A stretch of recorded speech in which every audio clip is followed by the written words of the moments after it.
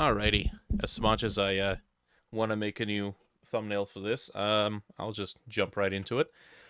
So, here I was working on the multiple floors, additional floor designs.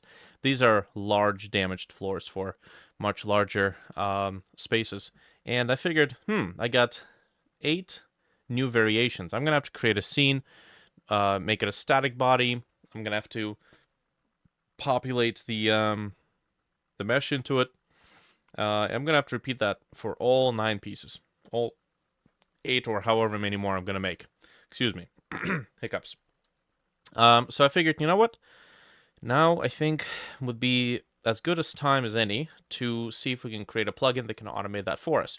Now, from my base research, it does appear that we can do everything that is required to pull this off.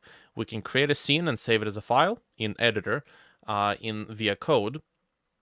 We can get the list of all the selected objects, and we can populate that scene with everything needed. We can create a tri-mesh collision shape, which is what I usually use, and yeah, that's basically all that we need to pull this off. Now, I'm going to be following through a tutorial on how to set up a plugin, and I guess we're going to see about how to pull this off. Alright, so main screen plugin allows you to create new UIs in central part of the editor, which appears next to the 2D, 3D script and asset lib buttons. Such editor plugins are referred to as the main screen plugins. I believe that's what we have here. This tutorial leads you through the creation of the basic main screen plugin. For the sake of simplicity, our main screen plugin will contain a single button that prints text to console. Okay. First create a new plugin in the plugins menu. Okay. So, plugins, let's call it Eisenstadt Tools. Subfolder.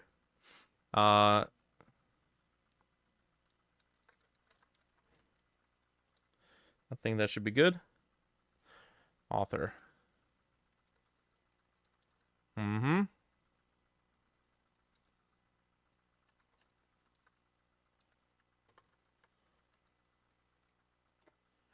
Cool. GD script, yep, script name. ET. ET, go home. Alright, that should be good. Activate now, sure. Nice. Okay.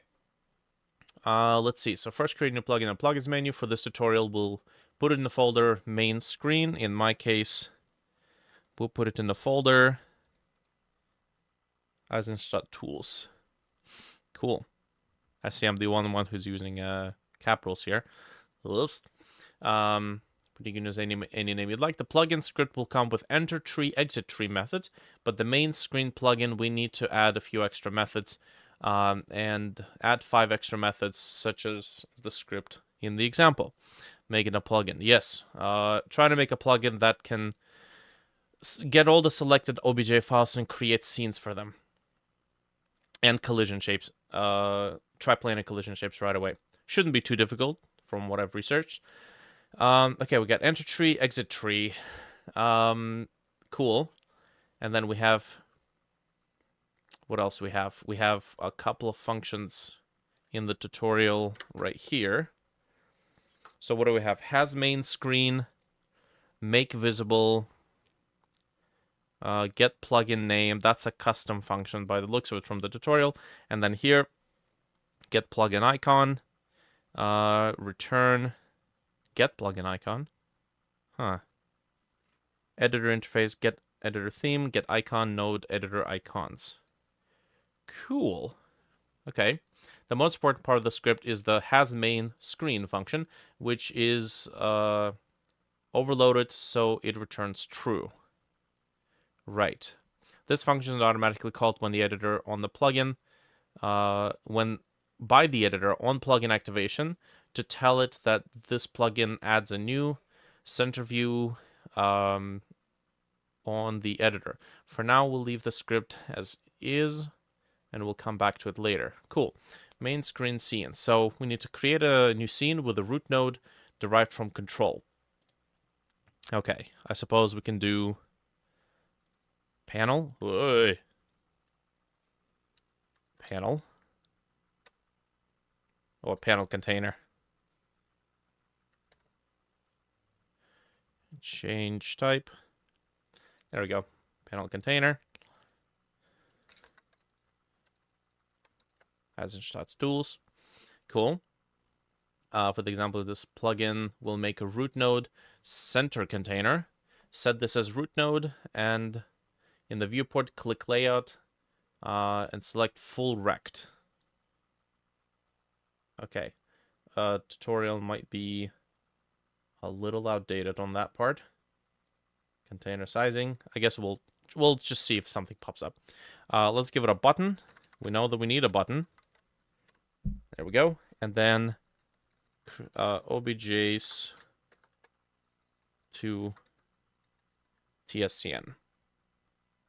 Okay. Or I guess generate scenes. Cool.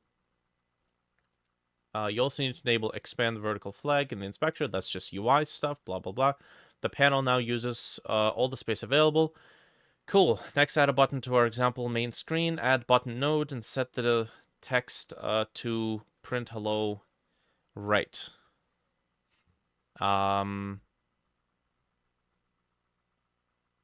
Interesting. So it has to be a tool script. Okay, add a button to the example plugin. Add a button node and set the text to print hello or similar. Add a script to the button like this. Okay, so they're adding a script to the button itself, but I think I'm going to add it to the top panel. Now, where do we save the script? We're down the main scene panel. Save the scene as main panel tscn. Okay, I need to save this probably in the add-ons, I would imagine. Scenes. Okay, update the plugin script. We need to update the main scene plugin GD script to so the plugin instances our main panel scene and places it where it needs to be. Okay, so we have a constant. I guess panel. And then we preload, and we need to preload specifically this scene that we have just saved. So place that right there. Okay, so preload, and the var main panel instance. Cool. So we got a main panel instance. Now, enter tree is where we initialization of the plugin goes here. Okay, cool. So we do main panel instance equals panel. Oh, you know what? If it's a preload, I'm going to call it preload. We're going to call it main panel preload. Main panel preload dot instantiate. Cool. And then we need to add it to the interface. So editor interface dot get editor main. Ooh, we can get a lot of stuff here. Let's just follow the tutorial. So add editor main screen, add child, and then main panel instance. And then we need to call make visible function, hide the main panel.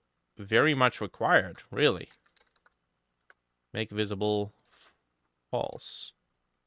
Interesting. Okay. Well, make visible. What do we have here? Make visible false is calling this function, and this does nothing right now. So if main panel instance, which I suppose if statement usually checks if something is true. So I suppose this is another way to check if it contains a valid instance. Main panel instance visible equals whether or not it's visible, this parameter that we passed along here. Okay, on exit tree, there's something else happening. So if main panel instance is valid. This is interesting. I've never seen that be this be done like that before. Queue free. Okay. Cool. Save it. Okay. So, a couple of specific lines were added. Main panel is a constant. Yep, that's a preload. Holds a reference to the scene, which we will instance into main panel instance. Got it. Enter tree function is called before ready. Makes sense. This is where we instance the main panel scene and add them as children to specific parts of the editor. Okay, so that's this part. Okay, we use editor interface get editor main screen to obtain the main editor screen and add our main panel instance as a child to it. We call the make visible false function to hide the main panel so it doesn't compete for space when first activating the plugin. The exit tree function is called when the plugin is deactivated. If the main screen still exists, we call queueFree. So that's this one. We call queueFree the instance and remove it from the memory. Make visible functions overwritten to hide or show the main panel as needed. The function is automatically called by the editor when the user clicks the main viewport buttons at the top of the editor. So these ones. Okay. Get plugin name and get plugin icon functions control the displayed name and the icon for the plugin's main viewport button.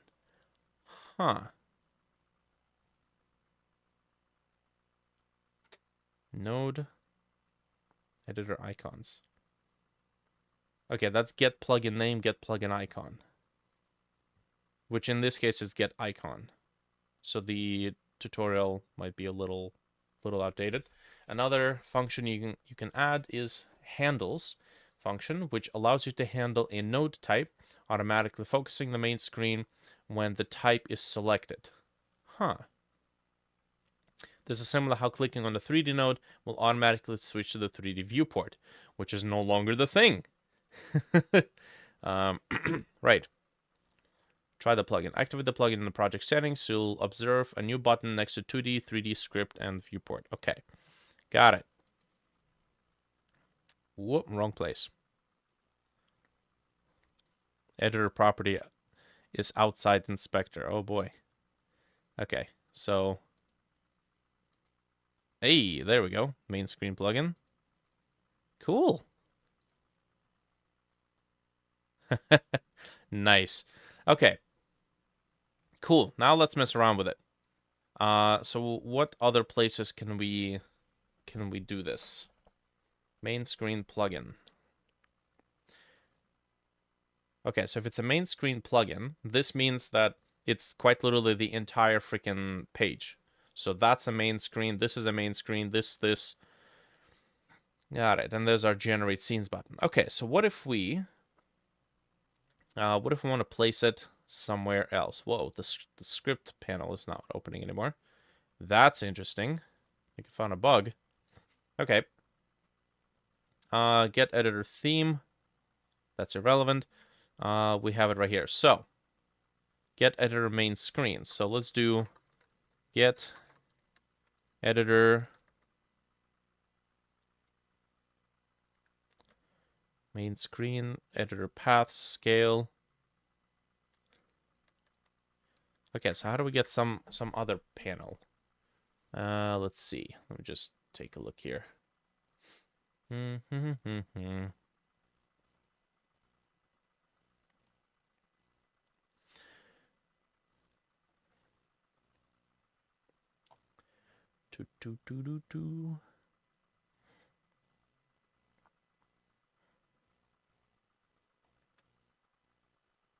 Add control to dock.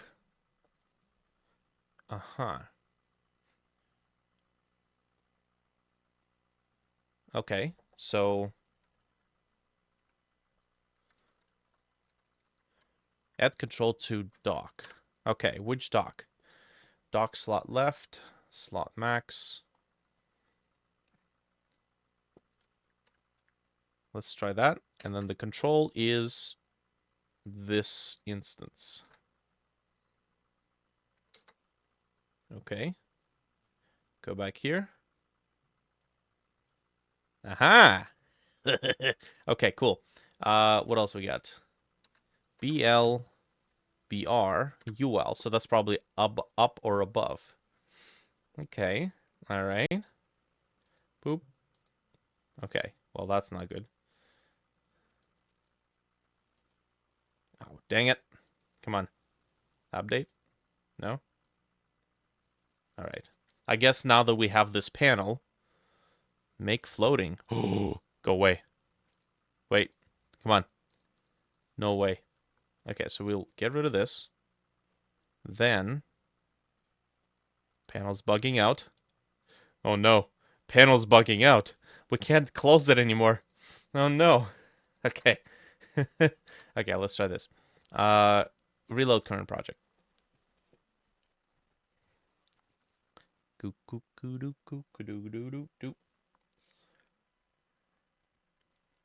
I bought a little mini miter saw in order to cut up some aluminum panels for synthesizer rails. And now I can't continue filming the video of how I make this thing until I get it. Okay. We'll just wait for this. Maybe developing this plugin might have been better in a new project, because we would have to wait for this thing to open every time.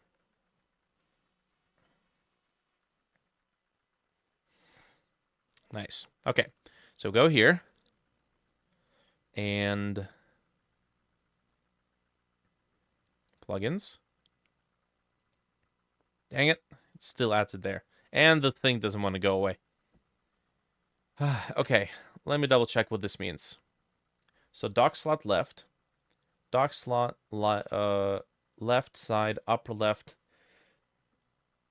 Empty in the default layout. Upright. Includes scene and import docks. That's this one. Okay. Bottom right. Includes inspector. That's left. Node history docs. That's this one. Oh, that's... Hold on. The description is for left. Huh? Okay, hold on. Am I stupid? Left. Right. Upper left. Which contains inspector node history. What? Was this documentation written in Australia? Okay. Let's just trust the constants, I suppose. So, scene import docs, one this file system doc. So, bottom right. Okay.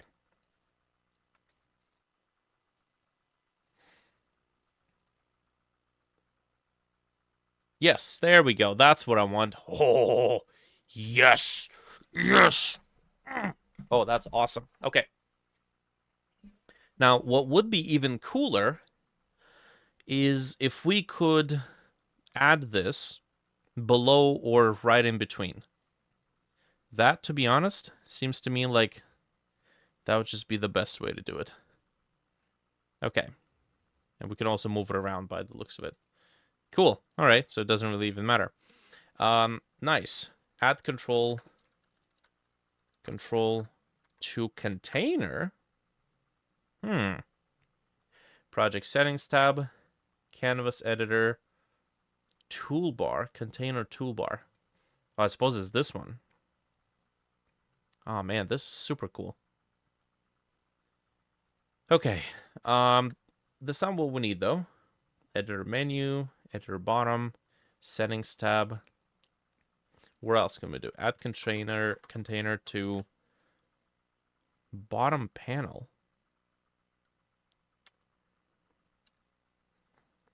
What's the bottom panel? Let me see what this is.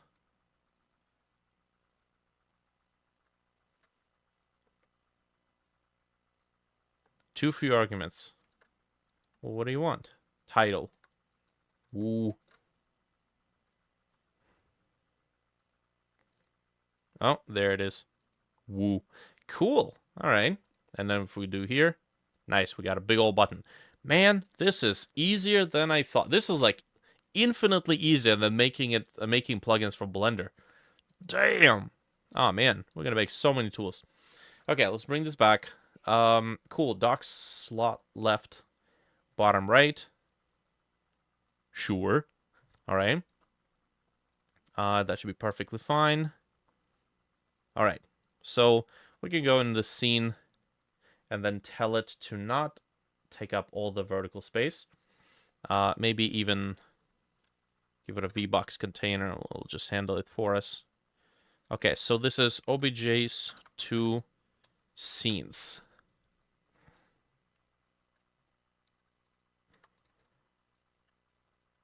Okay, now we're gonna give it a script.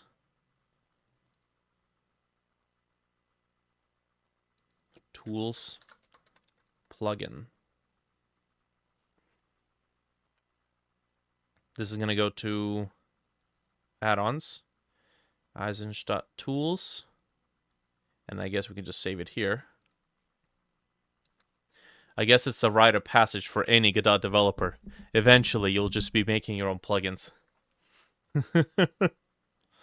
Cool. All right. Fair enough. What do we want to do here? Right. So first we need to get a signal for button pressed. Sure. Get rid of this garbage. Right. First of all, we need to get all the selected elements in the editor. So I believe we can do selected paths.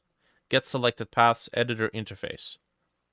Okay, get select path. Returns an array containing the paths to recently selected files and directories in the file system doc. Cool. Now, do we have to actually talk to some class to use this? Editor interface. That's what we have to talk to. Cool. Editor interface dot get selected paths. Let's do files, which may not necessarily be files, but let's print this and see if this works. Okay, here we go. So we have one file selected. And nothing. Does it actually work? Print end of file paths. Oh, it doesn't actually do anything. So this, I think, has to be tool.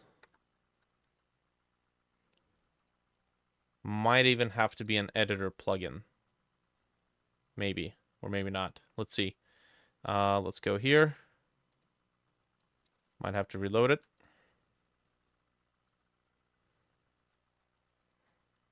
Hey! Oh, nice. Okay, so we'll do this.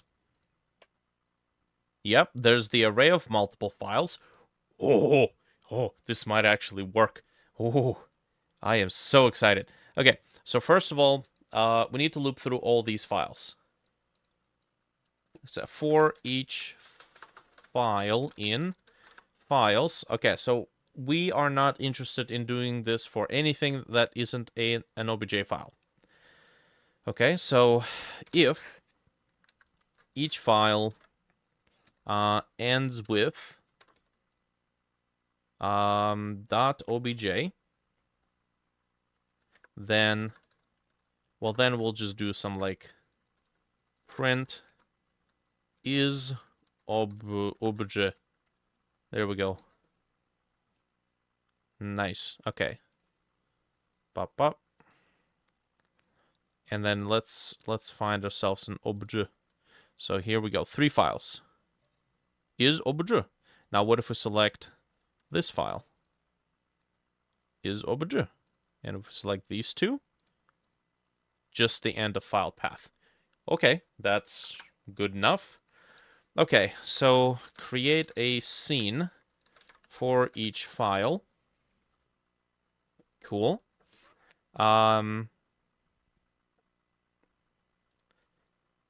how do we create var new scene equals packed scene new. Okay, so we create a new scene. Then what? Well, then we need to... What do we usually do with these?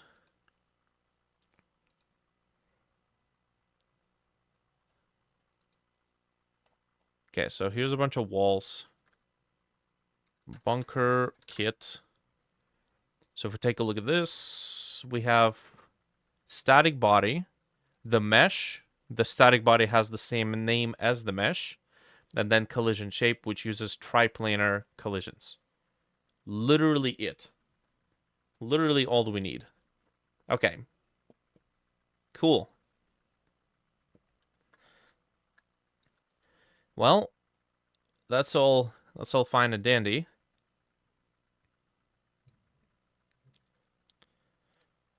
Bunker kit wall stubby. That's the name. Okay, so first we start with a static body. Static body. Where's the code? Here's the code. Okay. I believe that's how we make a new packed scene, is it? Do.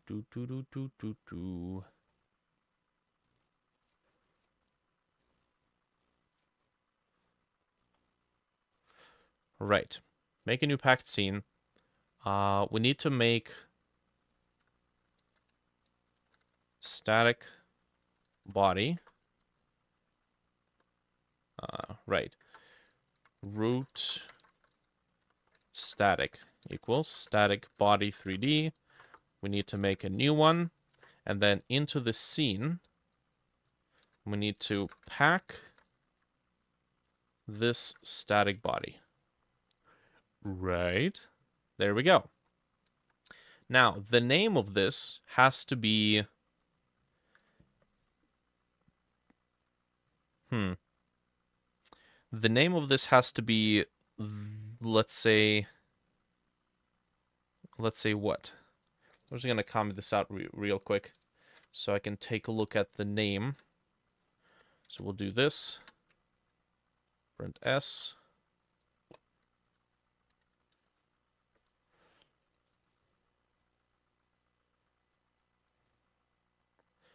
Okay, and the file path, so we didn't select any objects. Right.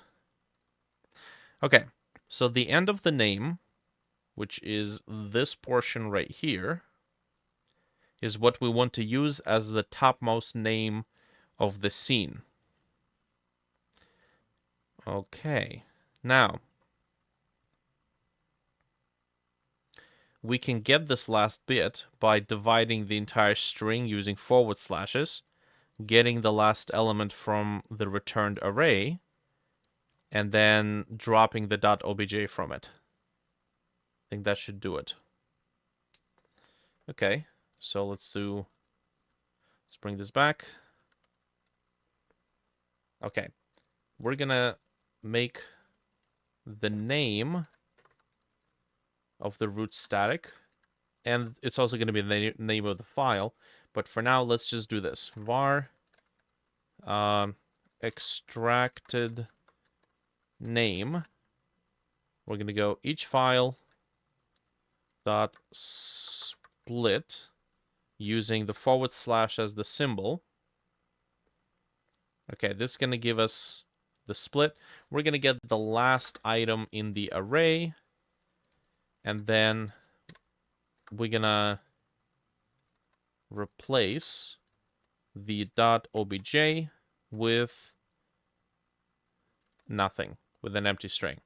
And we also need to make sure that it is to lower. Does to lower return? Yes. Okay, cool. So take the name, which is the entire path right here, split it into an array using this forward slash. So this is going to be the first thing, this is going to be the next thing, third, fourth, and then fifth. This is the last thing. So we take the last item, convert it all to lower cases. We may or may not need to do that. And then replace .obj with an empty string, and I think this should give us the extracted name. We're going to make the topmost node of the scene that name, pack that node inside, and then resource saver, which is a thing apparently, we're going to save this new scene. And where are we going to save it? Well, I'm thinking of saving it in the same place as the obj file, to be honest. We need to give it a name, or the path which should include the name. So,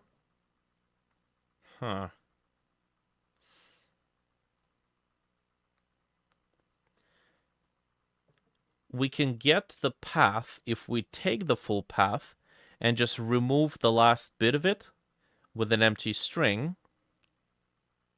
Because we just need to take everything that led up to this point. Right? Okay, so let's do var path to save to. So we're going to take the file, again, the path to the file. We're going to replace, what are we replacing? Well, we're going to replace the extracted name plus .obj with well, actually, we just need to replace .obj with .tscn. I think that's it. And that is the path where we're saving it to. All right, let's see. Actually, let me just push to GitHub before I whack something up.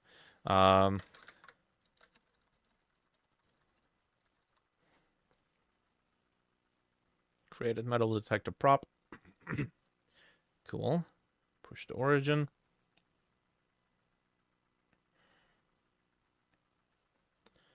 Beautiful. All right, now here we go. Turn it off, turn it on, and then let's see, we'll just take this one. Okay. Okay, we have a static body with the same proper name. Oh yeah, dude. Hell yeah. Okay, cool. Cool. Baby steps. Baby steps. All right. So, what do we do next? Add a mesh instance. So var mesh model equals mesh instance 3D new. We're gonna take the scene, pack into it the model. I think we can actually, maybe we don't need to give it a name. That's fine. Let's just keep it as default mesh instance. And then we need to load the data located at this path. So var mesh data equals, so we just do load. Okay, and then since it's mesh data, if we talk to the model dot mesh, we can just set it to it. And then we add it. Now, do we just pack it? Maybe. That might be a problem. I don't know. It may or may not be. Let's see what it does. Okay.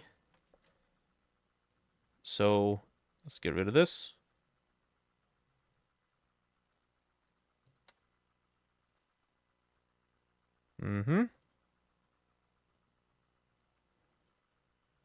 Ah, okay. So when you pack something, it packs it as a top node. So I may need to make this new scene, packed scene, and then I may need to take the static body and add stuff to it before we pack it. So okay, so we don't need this. We're not going to be packing the model. We're going to be packing the root static. Just move that down there, get rid of it from here. And then to the root static, we add child of model. I think that's what we need to do. Now, the question is, what if the scene already exists? Boop, boop, click, obj to scene. Name is empty, true. Get rid of that.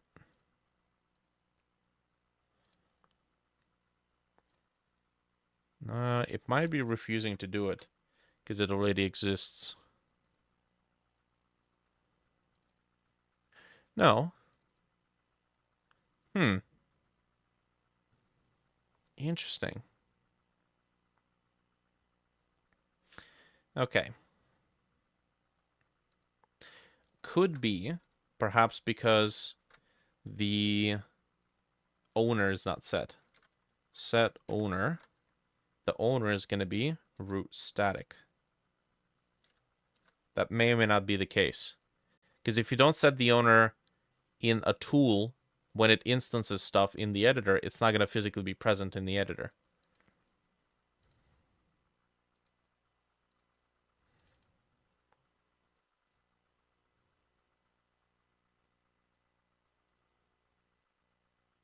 Nope. Well, hold on a second. How come it's doing it like this? How come it's not creating the static body again? Okay. Mesh instance. Get rid of this. There we go. Yeah, what the heck? Don't save it. There's the static body. Cool. Okay, so we have our first obstacle here.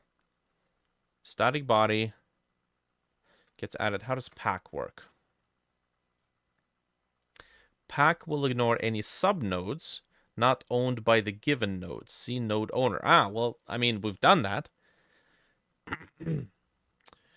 Hello, my friend. What plugin are you making? I'm making a plugin that will quickly set up a bunch of TSCN files from OBJs, which means creating a static body, populating a mesh, and generating a tri-mesh collision shape to be used as collisions.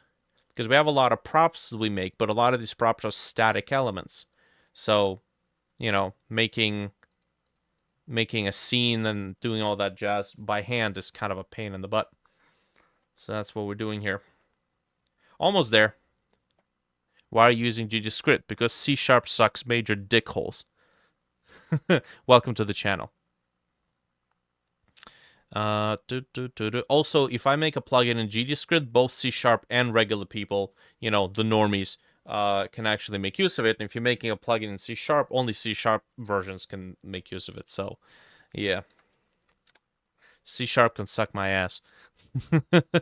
Bro, don't say that C#. It's okay. The only people who use C# are people who use Unity.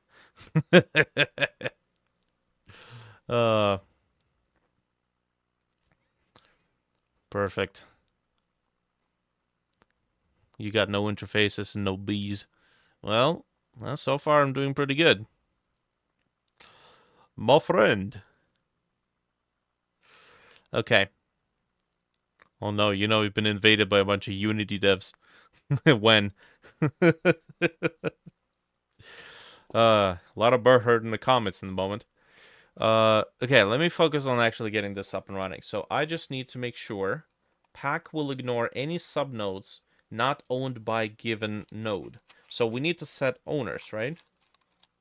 Pack will ignore any subnodes not owned by given node. Right. Not owned by given node. Yeah, so set the owner. Let's bring this right back. Create model, mesh instance, model, mesh data, load, mesh populated, add child, root static, add child, and then set owner root static. That seems to be correct.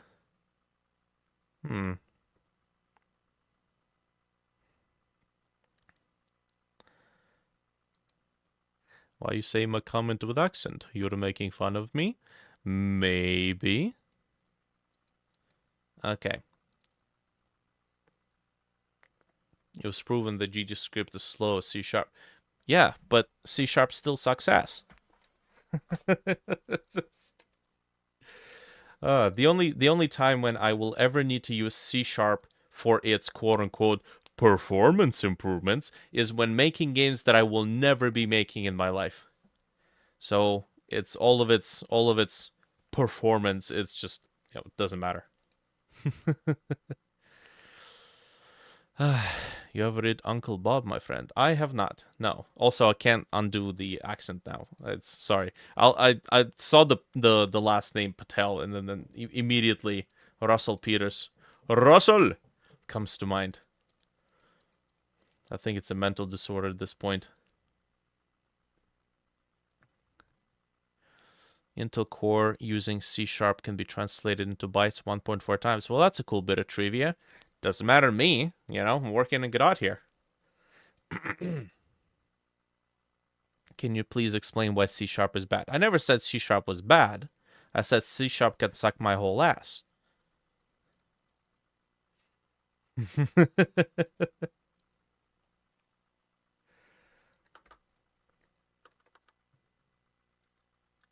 Okay. Owner. We are setting the owner. This should technically be working.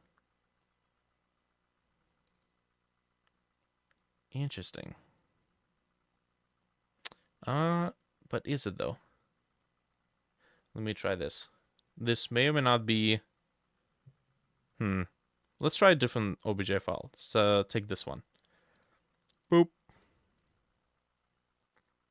It does work! What? What? It does work. So what the heck was that? Okay, fine. Let's do add... When we do add child, let's set it to force readable name, and that's it. That's cool. Let's go ahead and Eisenstadt Studio, Eisenstadt Tools, enable disable, and then get rid of this. Maybe it's because I had the scene open all the time. Bunker gets stairs. Boop. Yes! Yes! Okay, we're that much closer. One step closer. Cool. Last thing. Generate tri-planar collision shape. Okay, so we should be able to generate triplanar collision shape from the mesh, right? Triplanar. I think there should be... I've seen it. I know that it's there. Generate triangle mesh. Generate triangle mesh.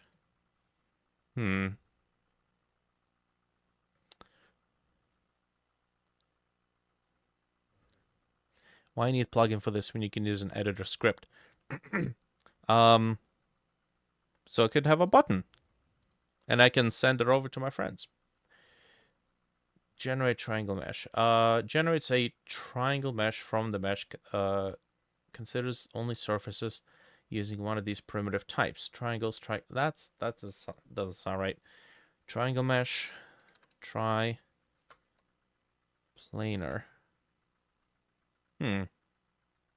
Is it though? Hold on a second.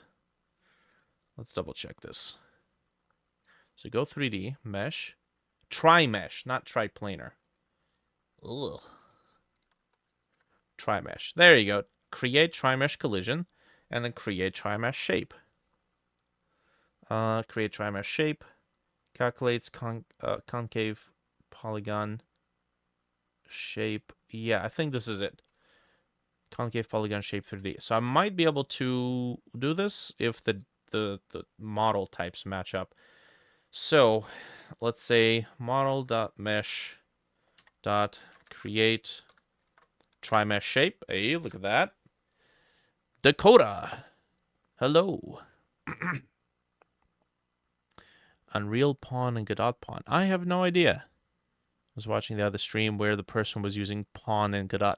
I don't know, actually. Maybe it's like a plugin extension or something along those lines.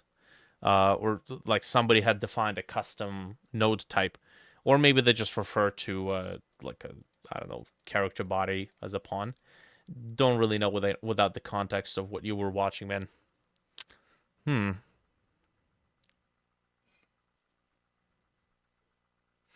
Okay.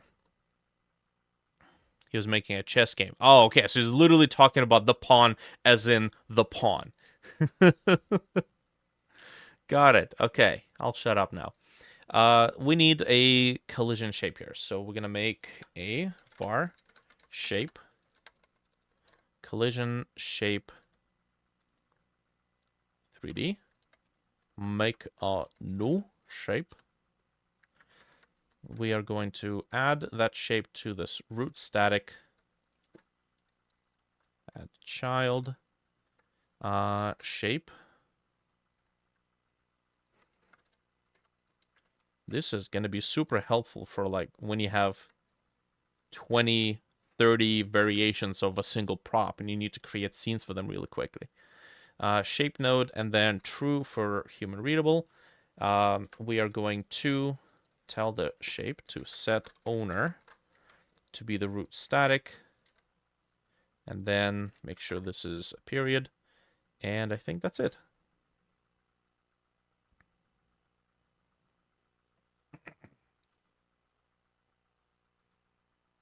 Cool.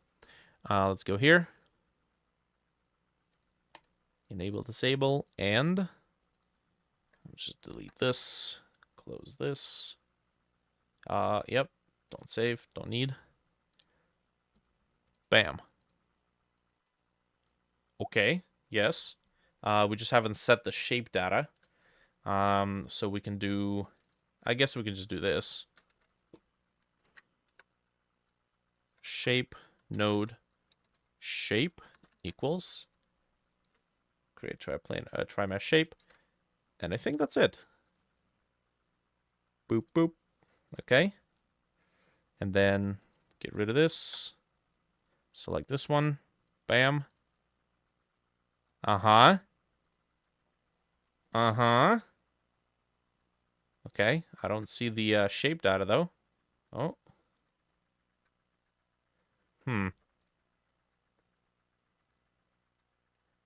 Oh, no, it's there. It's definitely there. Woo! Damn! Why is your name Concept Boy? A name I came up in college. I was gonna make a YouTube channel where I have like concept art that I draw over the narration of a game that I wanted to make.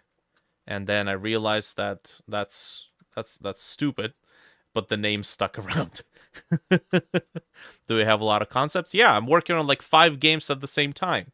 Hell yeah, I got concepts. I got concepts up the wazoo. Cool. All right. Now, the mesh is off. I think what I need to do is take all of this and we need to lift it up. There we go. Extract everything all at once. 8 files exported. Give this a sec. Cool. All right. Close this, close that. Don't save. Don't need this. I'm just going to do that. I don't think that updated. Large damaged wall.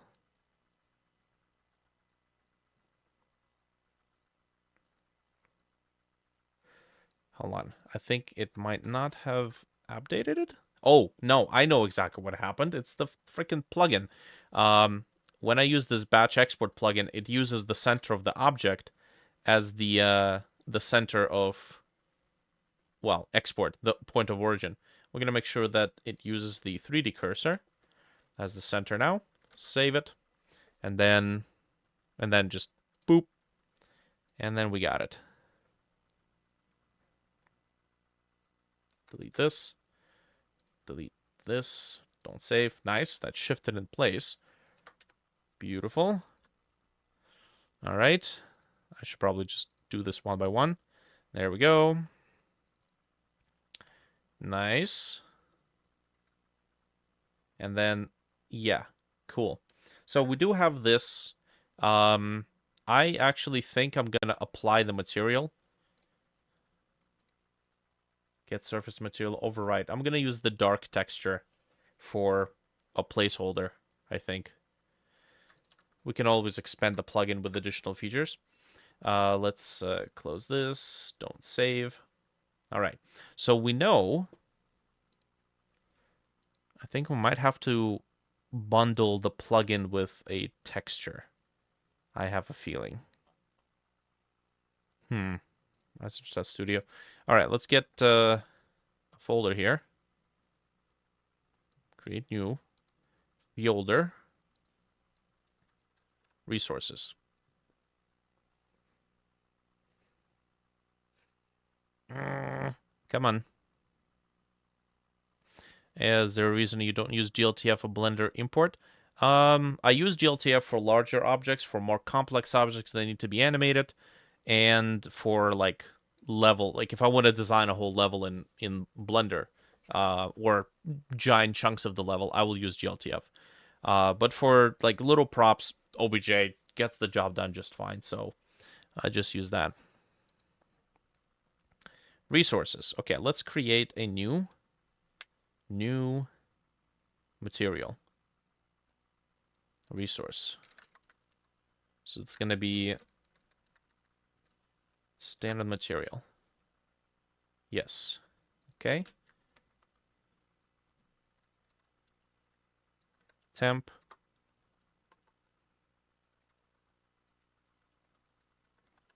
There we go.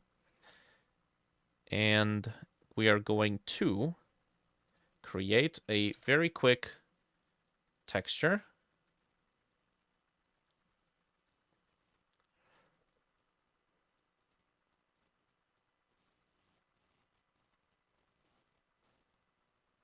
Nice.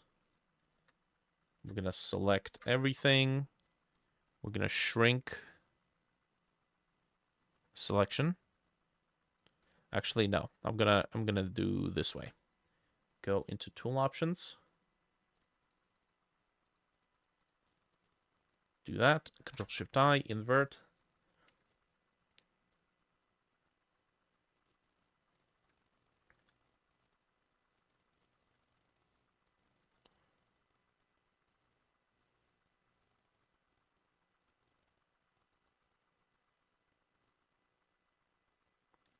Cool.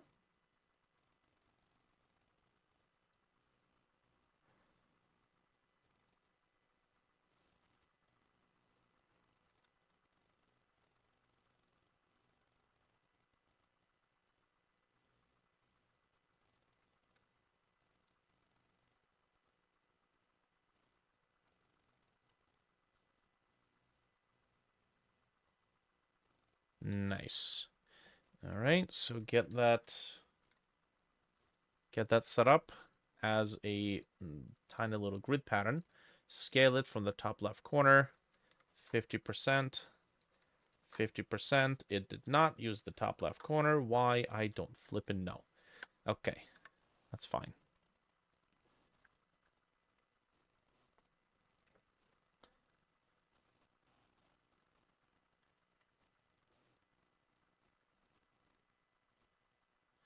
Let's go duplicate.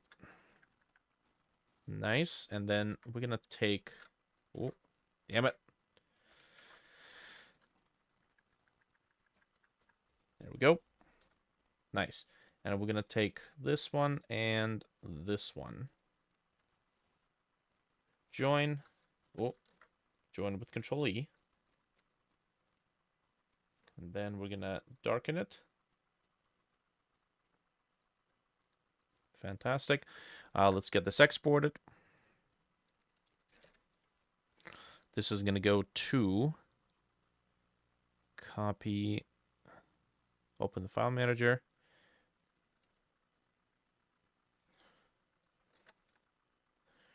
Okay, this is Eisenstadt Tools test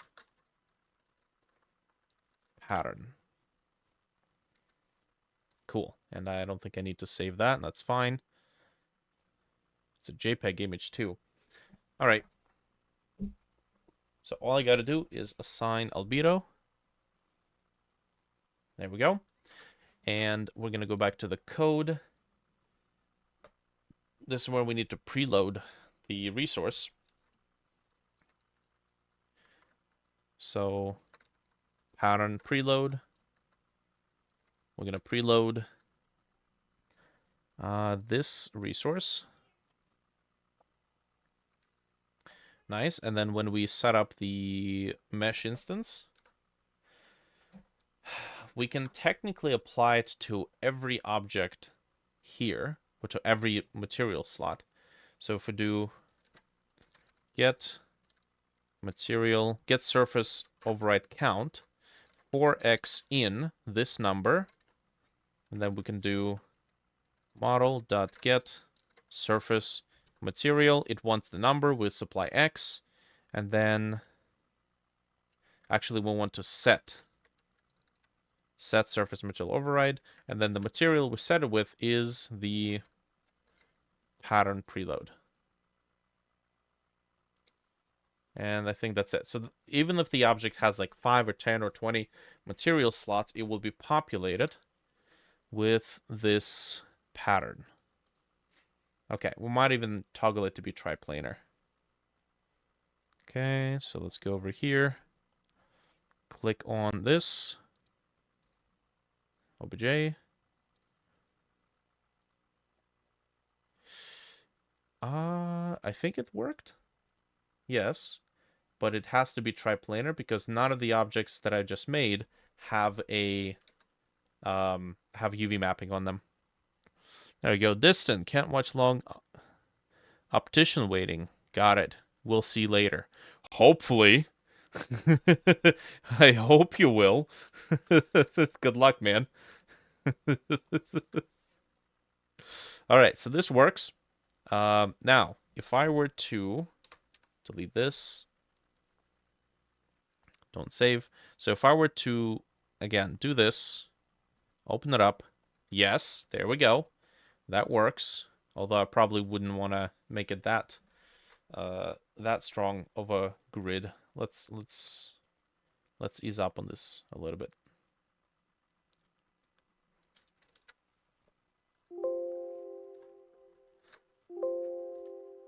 Okay.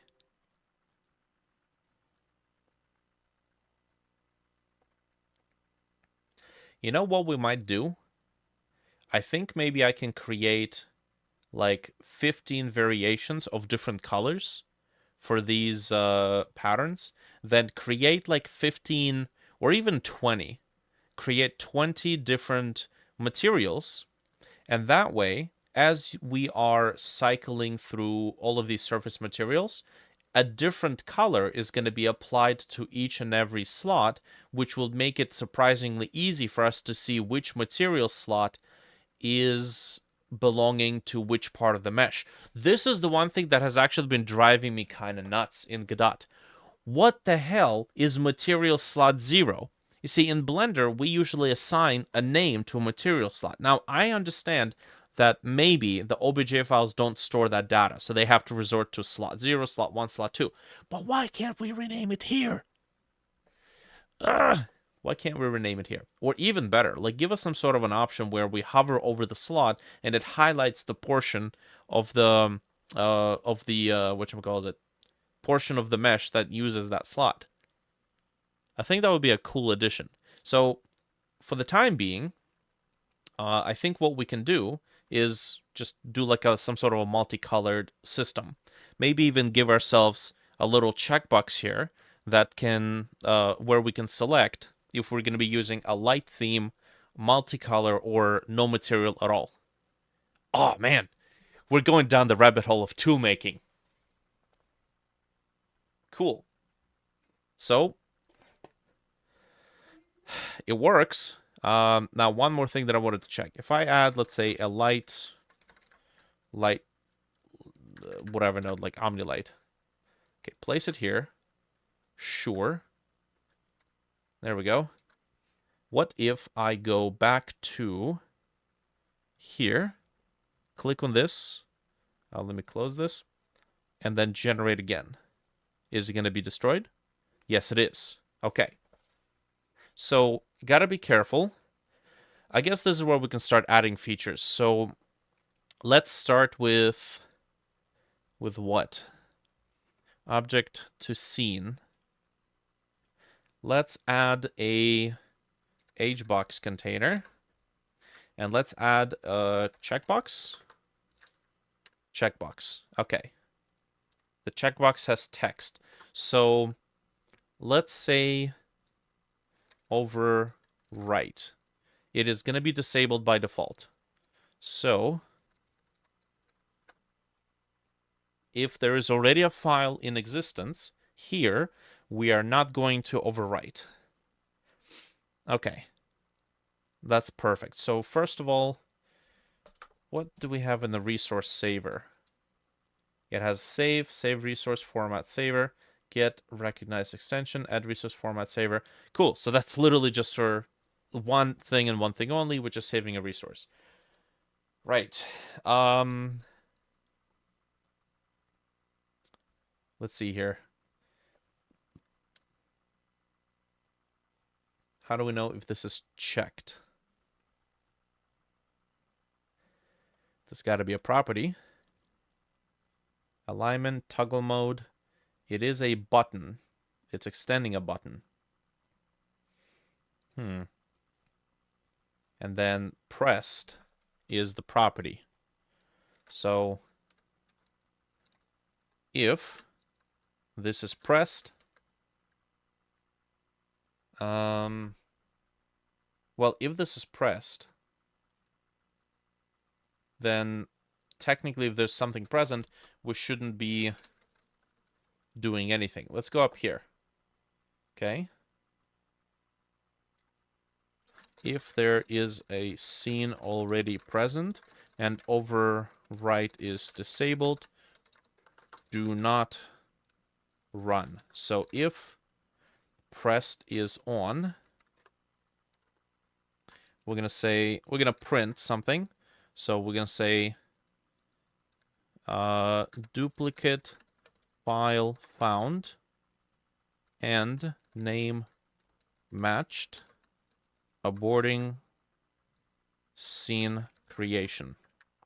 So how do we know if this already exists? Well, we have each file or scene to check is going to be the file, except we're going to replace the .obj extension with .tscn extension. Cool.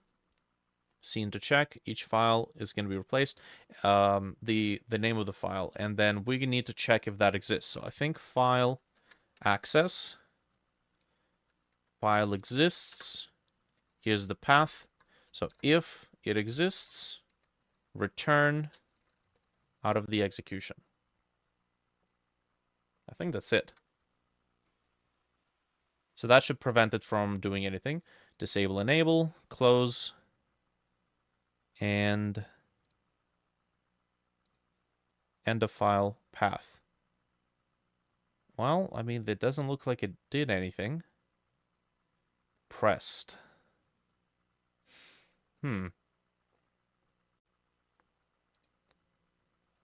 Interesting. Okay.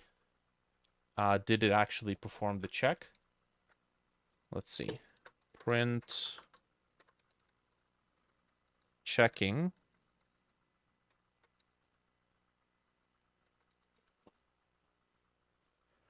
Uncheck, check.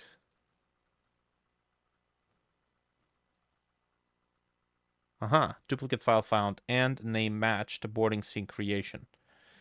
So if I disable it or delete it, bam, checking, bam, duplicate file found. Okay, cool. Now I believe instead of print, we actually have the ability to do a warning. Right? Push warning.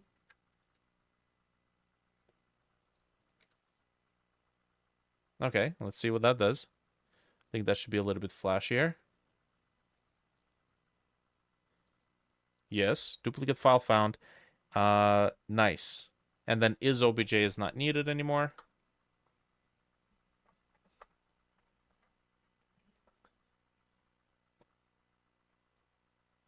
Okay. Duplicate file found. Aborting. Now this is curious. Pressed was not true. Oh. Well, we should not be seeing this. Duplicate file found, name matched. Yeah, we should not be seeing any of this.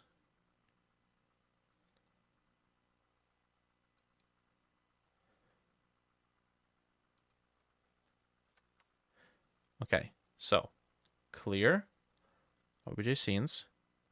That did it. And now, oh, we never selected anything.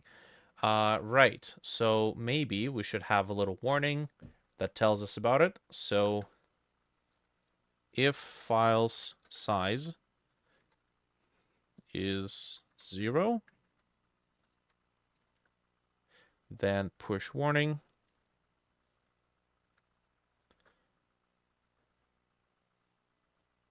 No files selected.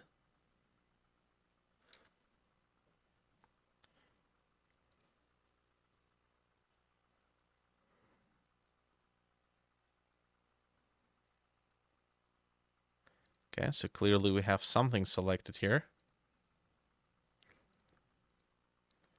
And the files that created it, and then this duplicate file found aborting scene creation.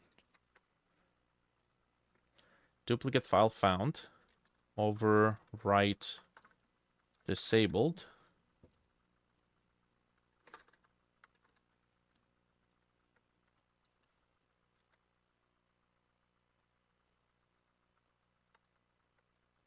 All right, I'm being a little too technical on this front. Cool. And I suppose if we have an if statement, we can have an else, which says if it's not an obj file, we can do this, push warning. We don't need to return in this case. We could say non-obj file was selected, skipping, bypassing, or non-obj file detected, selected, bypassing. All right. So we just, yeah, we don't need to do anything here. And then let's maybe create like a little counter that tells us how many files we are going to convert. So let's do var converted count, var skipped count. Okay, so when we convert, we say converted plus equals 1, and then scooped. Beautiful.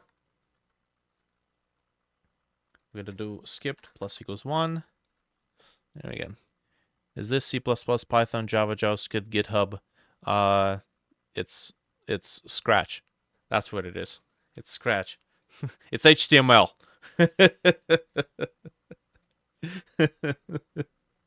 Okay.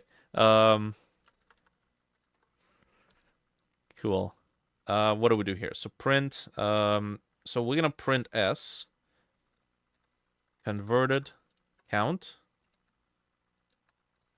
converted, and we're also gonna do skipped count skipped.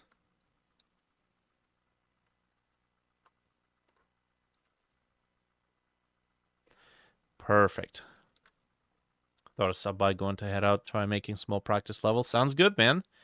Sounds good. Good luck.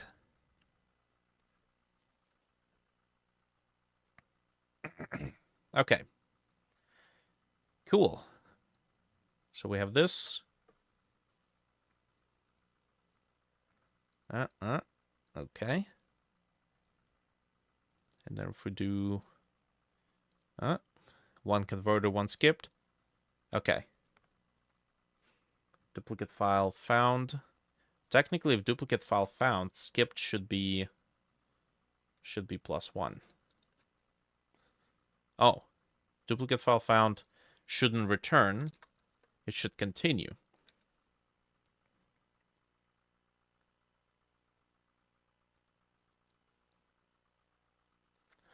Okay. One skipped. Hey, well that's interesting. 0 converted, 1 skipped. So we can update the code here, and it's just gonna update right away. We don't need to reload the plugin by the looks of it. Fascinating. Okay.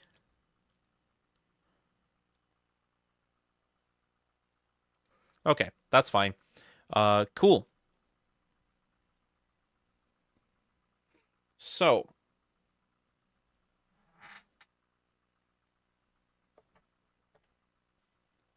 what do we got to do here? Well, now maybe we can do the whole multi-material thing. I believe if I select all of these, 5 converted, we got 5 scenes here. Man, this is flippin' awesome. That was a lot easier than I thought it would be. Okay, let's get the materials. So we're gonna do temp et pattern material 1. How many do we need? Like 20?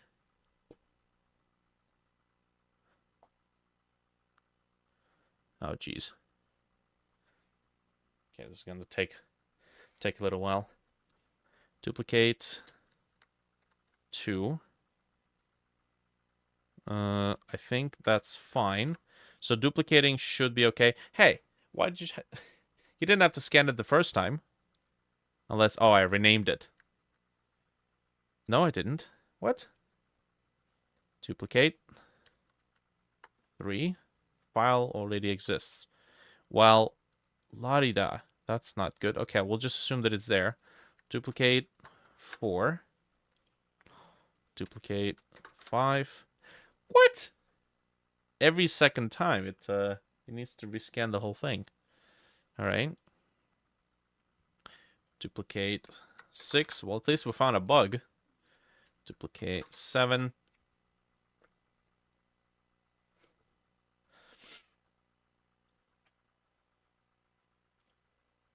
Duplicate 8. Duplicate 9.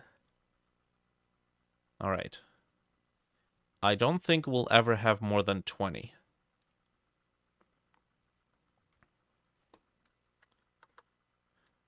Duplicate 10. Okay. If we have 255 values on a hue wheel, dividing it by 10 means we advance it by 25-ish. So what is the difference between, say, this and 25? Yeah, I think maybe 10 would be more than enough. Simply because this is not going to be a very, very significant enough transition. So let's do this. Let's go here. HSV 25. Yes. Or I guess red is fine for the first one.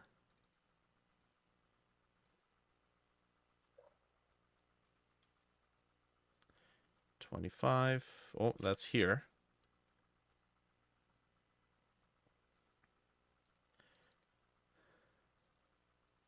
Maybe we shouldn't go full saturation. All right, so 4.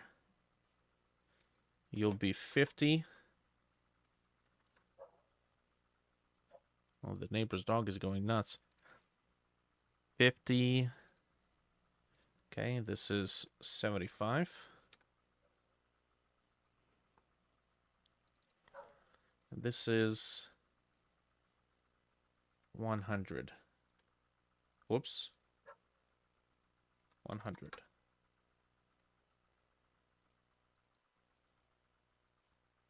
$75. So nothing. 25, 50, 75. And this is... Wait, really? 0? So nothing. Oh, nothing and then full saturation. Nothing. And then 25, 50, 75, 100. 125. 150.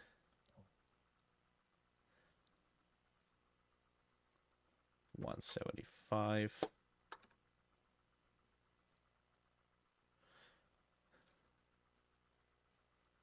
200. Well, we have all this range left. Might as well keep going. Maybe, what, 5 more by the looks of it? 11. 12. Maybe we need to open the material in order for it to work. Duplicate. 13. And then duplicate. 14. Nope. It's still going to rescan it. Oh, well. Okay. So 10. Super Mario Bros. 0.2. We're just backtracking. Going into the betas. 200. 100. Okay, so this is going to be 225.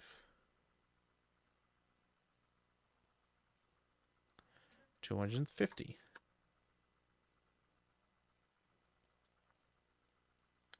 275. Okay, I guess we can keep going. 14. 14 already exists. Duplicate. 15. Okay, but we can't see the other one. Come on. Oh, there it is. Cool. So this is 275. We go here. 300.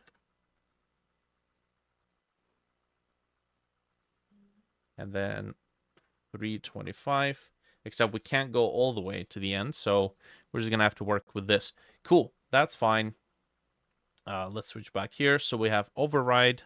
What else do we need? We need some sort of a multicolor, right? So we have option button. Okay, let's add the options, which we can do so by... There used to be like a option adding feature here. Items. Ah, okay, cool. They moved it here. That's a bit more convenient. So we're going to do none. Cool. We're going to do gray. And then we're going to do multicolor. And then we want the selected one to be none. Or I guess gray. Okay.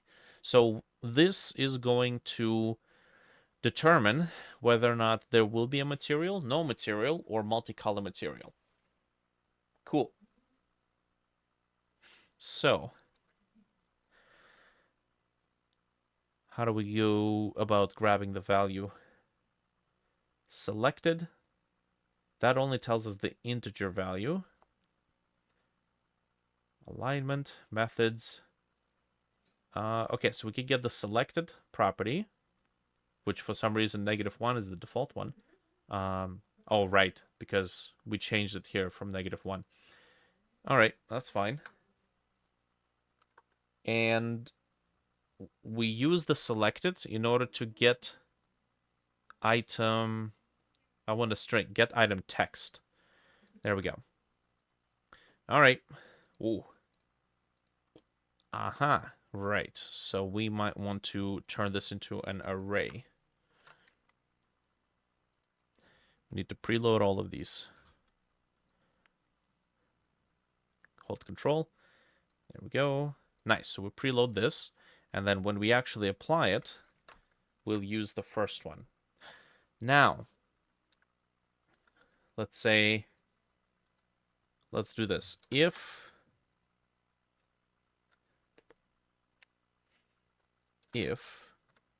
we take the option, so material,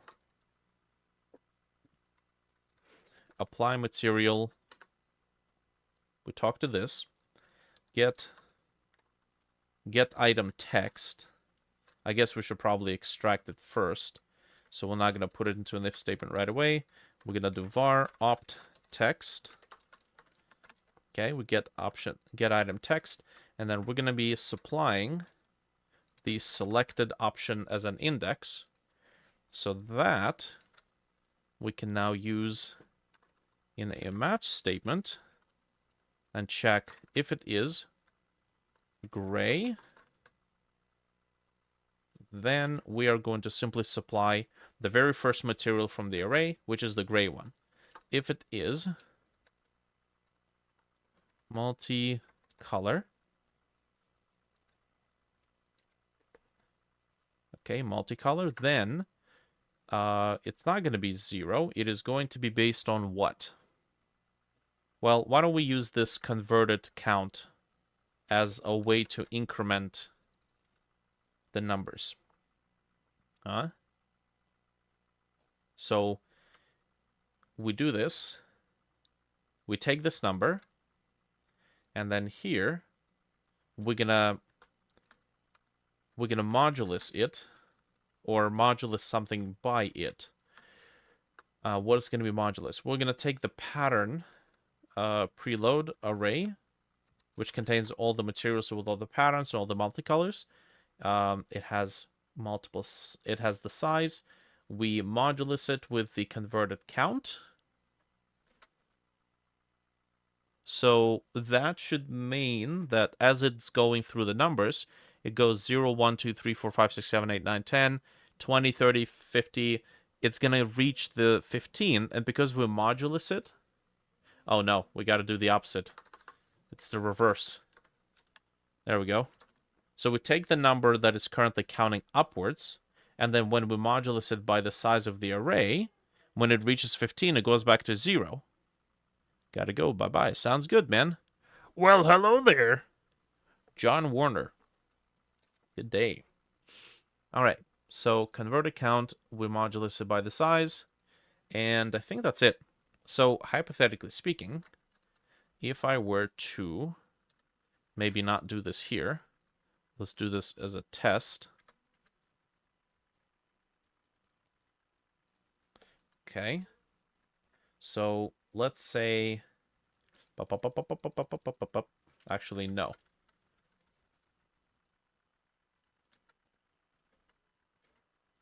Let's just do, we can't do it the long way. We have to do it this way. Just assign all of these materials.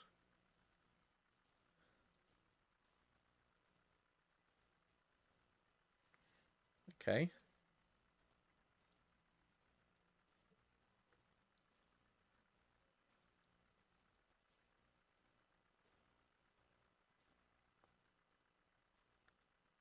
Oh, don't. Okay, so this should be more than enough. That's good. I think we are going to have to apply these. So take this, assign, take this, assign, take this. What is this? Assign 3,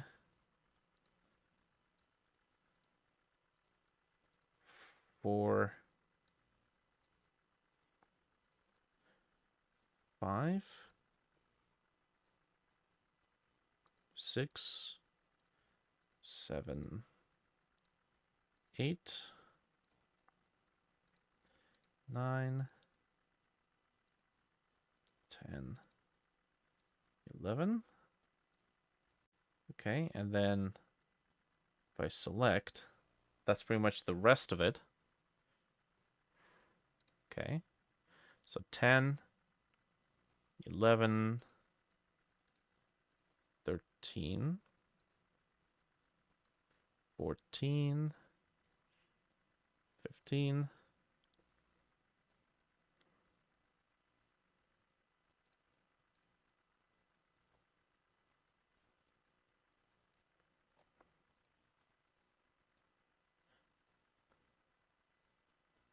Okay, most of the stuff.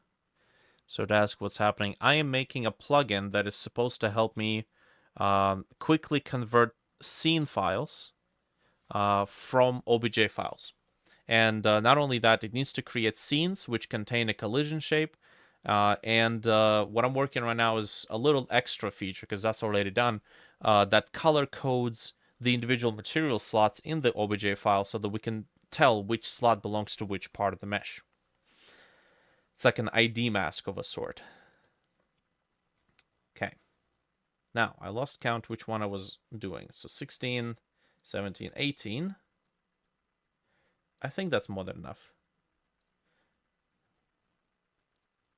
19, 20, and then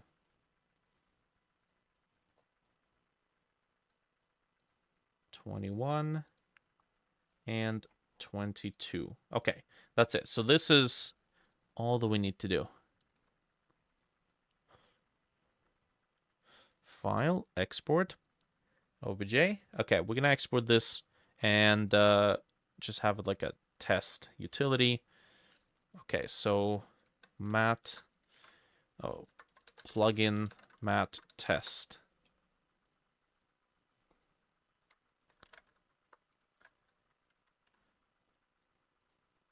There we go. Hey, Vishal. Welcome back. Oh, man. Okay, so we are going to... let's go over... Ooh. Let's go over to the utility. There's the plugin mat, and then... I do wonder... it only has one MTL file. That's interesting. So it has 21 materials. That's good. Let's go ahead and see if it runs. Boop boop. Close. And then gray. Cool. So one skipped. Uh-oh. Because it's a folder. There we go. One converted. So we go here. Nice. So everything has a gray box. Now what if we do this? A duplicate found. Okay, we click override. Oh. Duplicate found. Duplicate found? Oh, that doesn't make sense. Maybe it's not pressed. Actually, the funny thing is, it's not supposed to be pressed. Override is supposed to be checked? How do we... There should be toggle mode, okay. And it says button pressed. Ah, so it's not pressed, it's button pressed. Because pressed is a signal, so maybe that's why I didn't complain about it. Okay. Button pressed. So if it's not pressed, then it just overrides it, or then it bypasses it. And then if it is, it lets us run it. Okay, so now, there we go. Everything is gray. So if I go here and I do multicolor, and then I select the OBJ, there we go. So we got to close it, I believe. Open it back up. And, oh, it's still the same.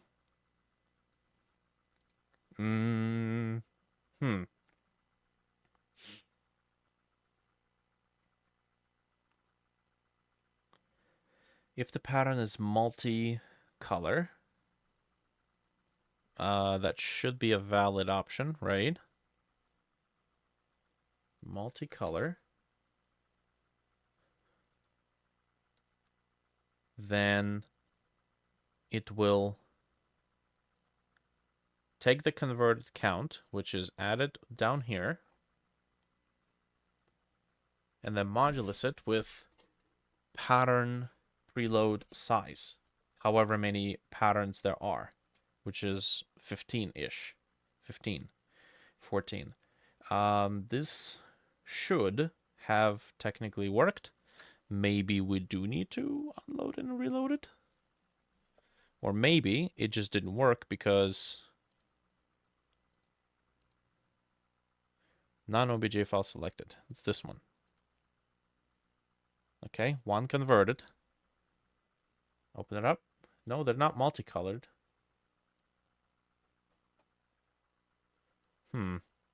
Okay, what if I delete it? And then do this.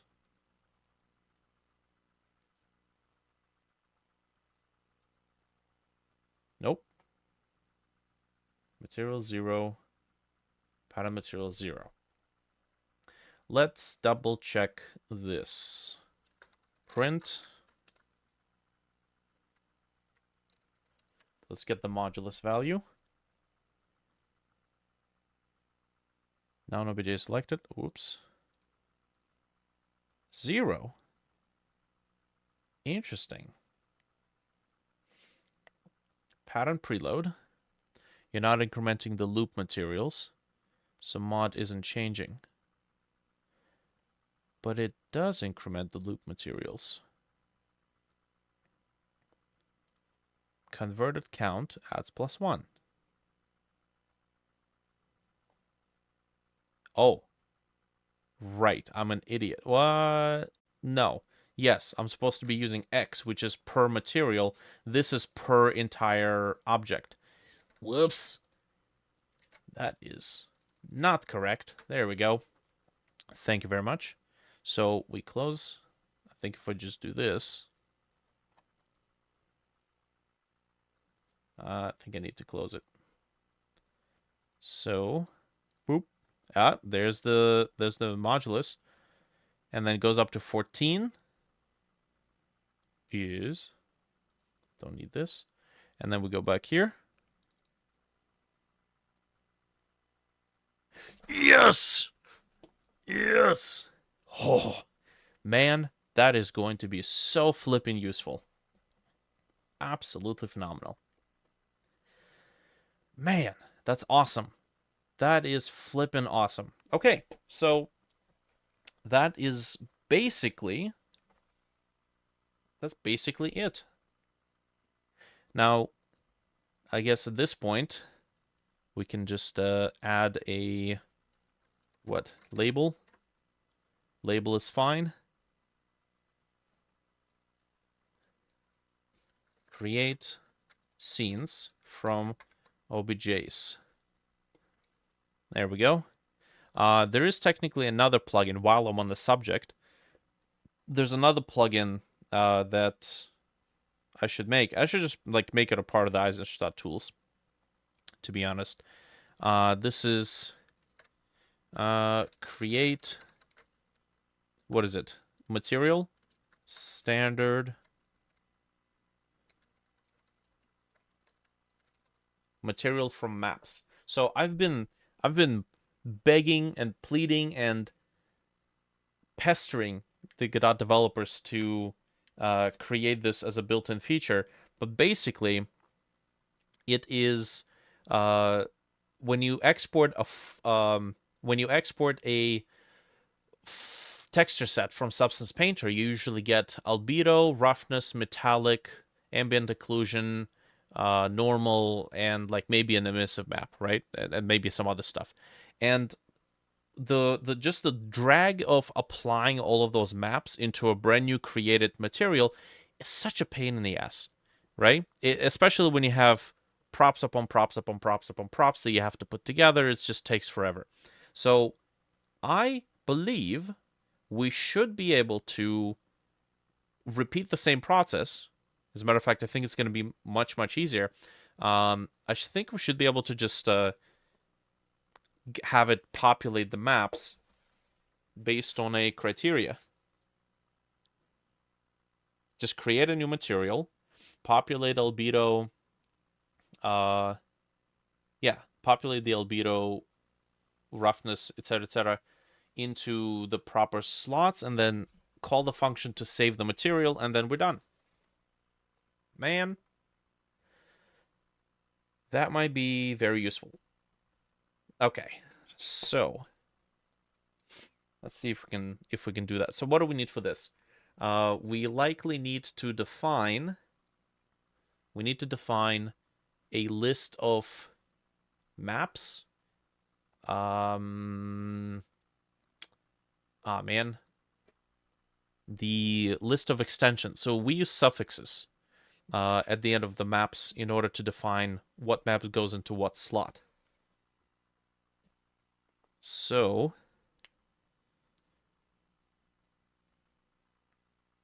we can select a folder, or we can have it select multiple files.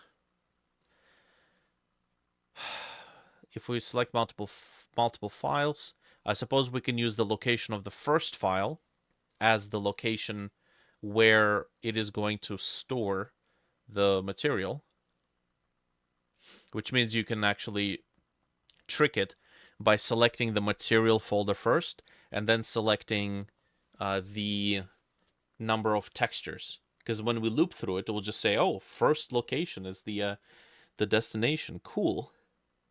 And then the rest of it is just going to be extensions.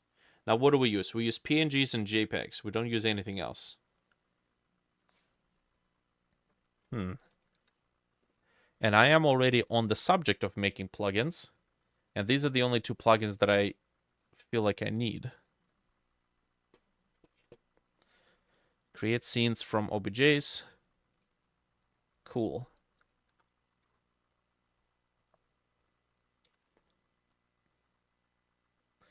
Materials from maps. Okay, so how would we handle the materials from maps thing? I think we'll do hbox container, and then vbox container, and another vbox container. Here, we'll put a label, albedo, and then this is where we'll just supply the labels. What do we need? Albedo, roughness,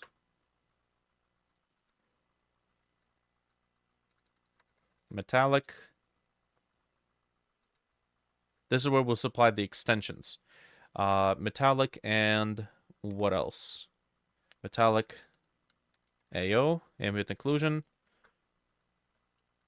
emissive. What am I missing? Roughness, metallic, ambient occlusion, normal. So we'll just probably put it after all metallic, I suppose. Normal. Okay. So these are the labels. Okay.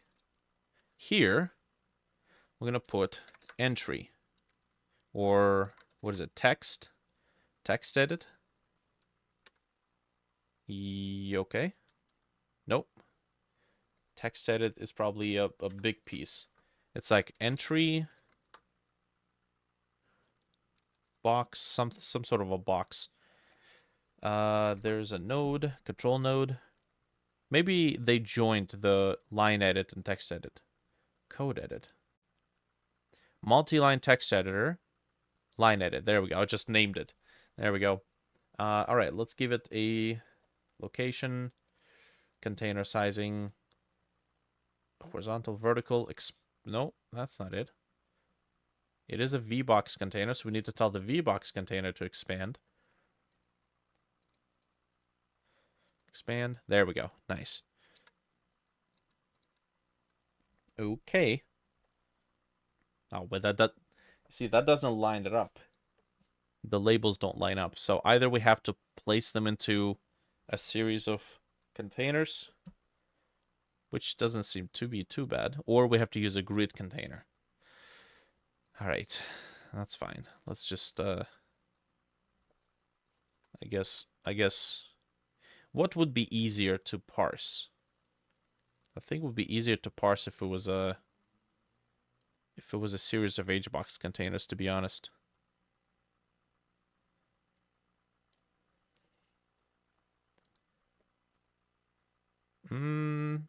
Yeah, sure. like this.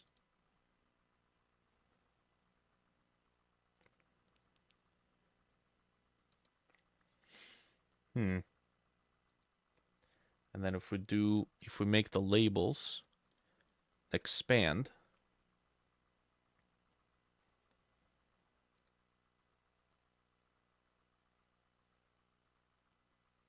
oh, interesting.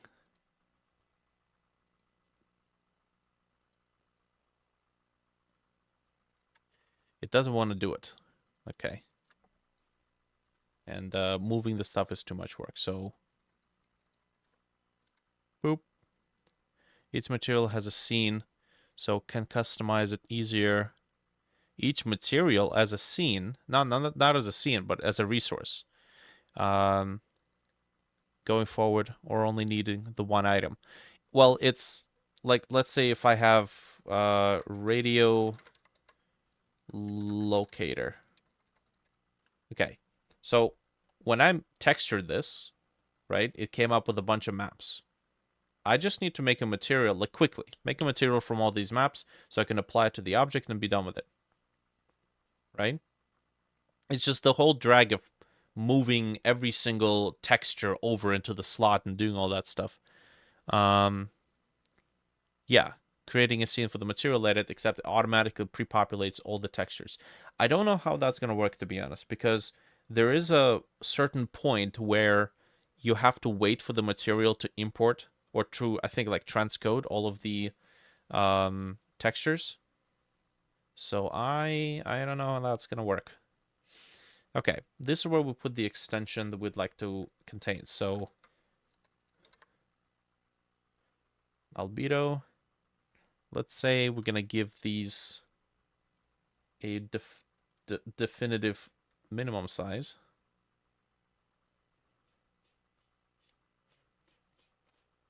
Like this.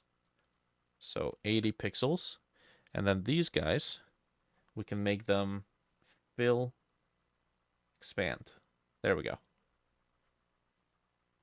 Okay, so this is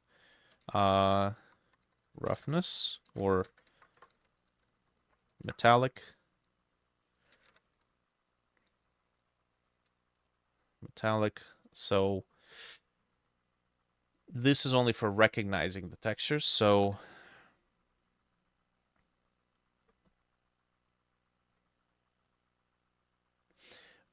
if we're using an ORM material, we have to like select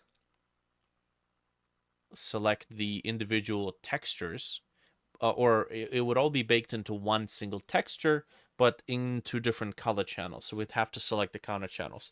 I suppose we could just create like a different importer for that. I'm not gonna worry about it for now. We're just gonna say this is specifically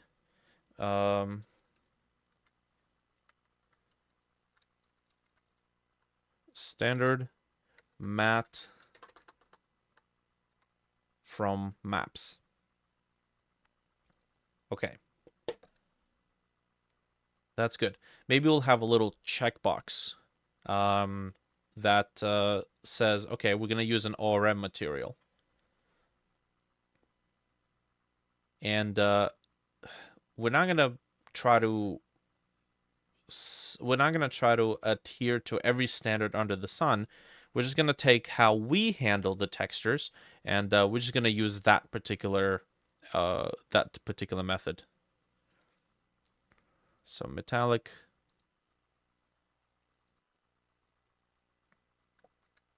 Metallic. Okay. Next, this is roughness. Roughness. And then this will be underscore R. Okay, next.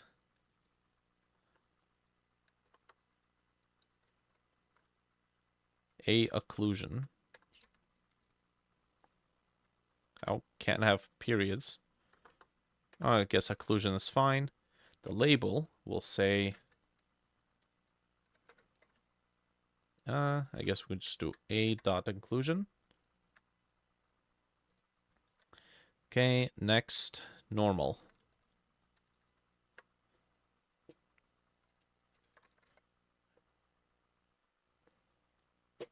And then for this, we do AO. Emissive. Emissive. Dot E. Or underscore E. Okay, and then after that, we need a button.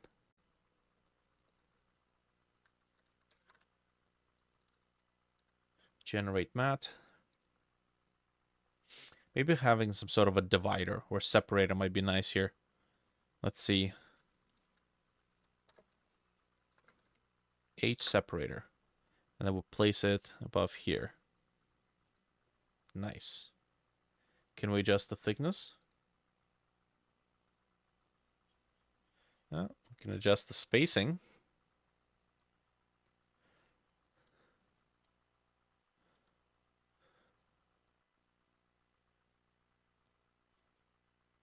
Okay. Nice. And then here, in this panel, I guess padding is already present here. Standard mat from maps. All right, let's get the button in place. So generate standard mat pressed. Beautiful. So first of all, var mat equals standard material 3D. Make a new one. Okay. Now, let's copy some of this stuff that we made here earlier. So grab the selected files.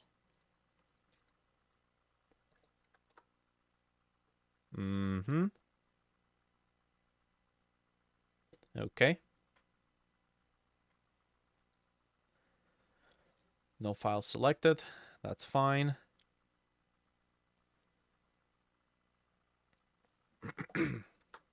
It needs to only create one of these. And then what? And then we need to loop through the files. So let's do for each file in files. Make sure this is an image. Okay, so if each file dot ends with, specifically has to end with dot JPG, and I think that only accepts one, or each file dot ends with dot PNG, and we need to convert it to lower, so because you never know. Sometimes you see Krita doing some wild stuff like exporting PNG and it's got PNG in caps. Okay. Cool. So else we're gonna do print warning, right? It doesn't want it because it expects me to fix earlier issues first.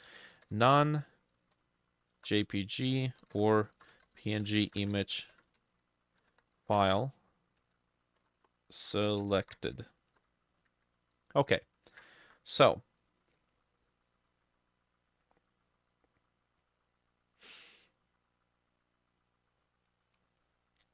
what do we know? What do we want to do here? Well, let's say we're going to go textures, substance, battery meter. Okay. So here we have albedo, AO, emissive, metallic, normal, roughness. I'm going to duplicate this. So this is mat generator test. We're going to use this as a test guinea pig.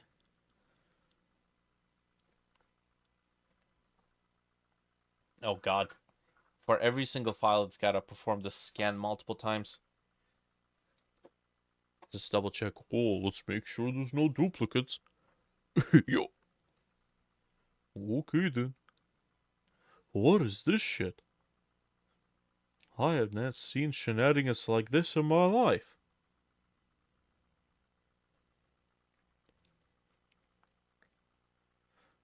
Dear God. This is why you don't rename. You never rename.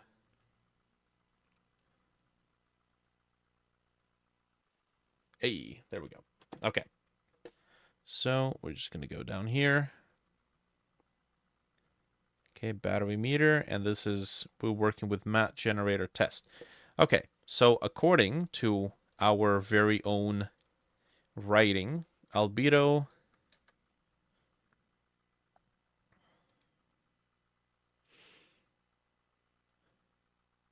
shall we just use like a one-letter extension? Alb. Metallic.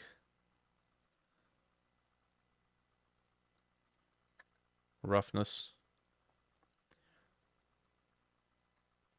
Normal.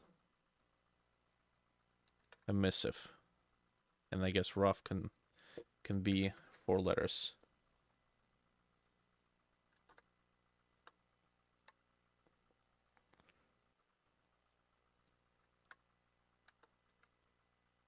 Metal. Nice. Okay. So let's say these are the extensions. So we do alb. Dear God.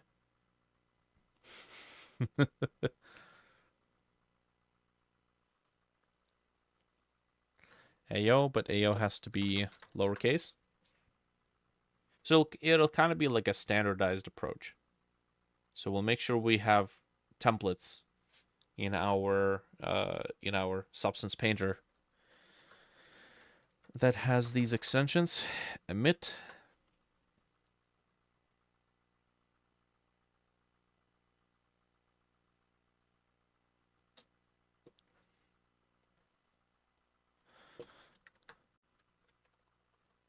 Metal.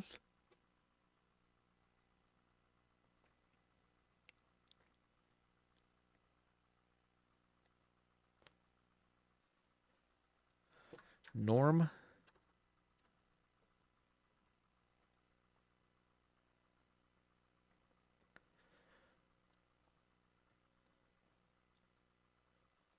And then rough.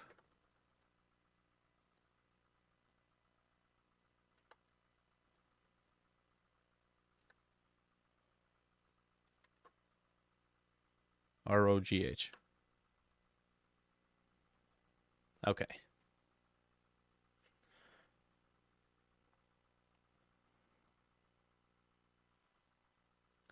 Now, these are all JPEGs, so it's JPG or PNG. If we remove the last 4 letters, so that's .jpg or .png, we should get the file name with just this extension. So we go back here. Let's say each file ends with JPEG or PNG. That's good. Make extract only file name, no extension. So we're going to say each file slice delimiter string slice. No, that's not read. That's not what we need. String. There's got to be something that accepts two integers. Prefix position.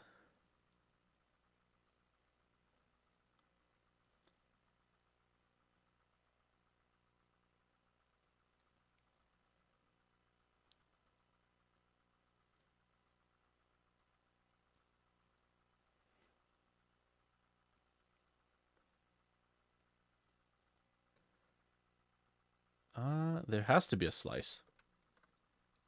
Well, not that slice.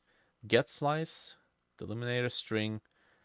I don't think so. Splits the string using delimiter and returns the substring at an index slice, returns the original string if delimiter does not occur. Huh. Not as intuitive as I thought it would be.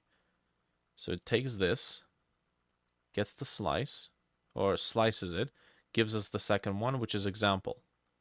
Interesting. Not what we need, though. Oh, delimiter? Splits the string using Unicode characters. No. Do I have a 2?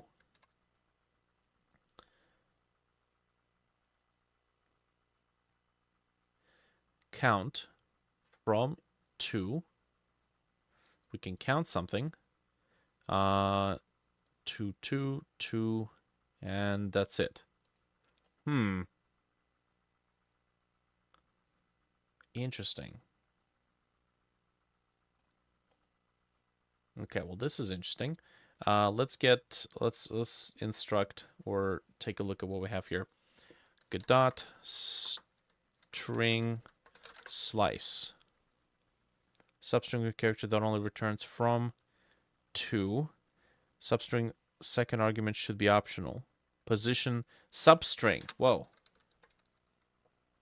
From 2. Hey, or from the length. Cool. Yes. From the beginning. Length. So that's almost it, but I think we can use this. Strip edges. We could use a period as a delimiter, but I really just need the last 3 characters. From int, can we supply a negative value here? Returns part of the string from the position from with length len. If len is -1, as about all, returns the rest of the string starting from the given position.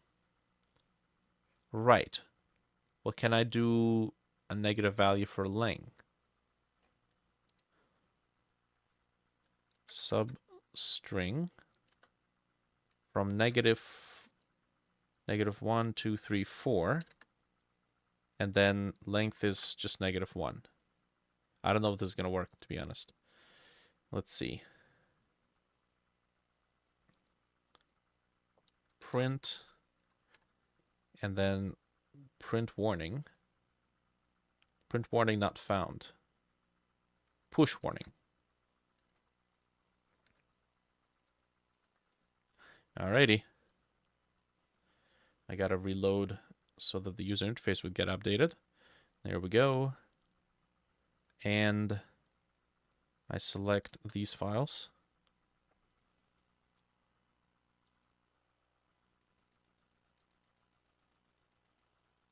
Do this. Generate mat. Path.jpg get extension.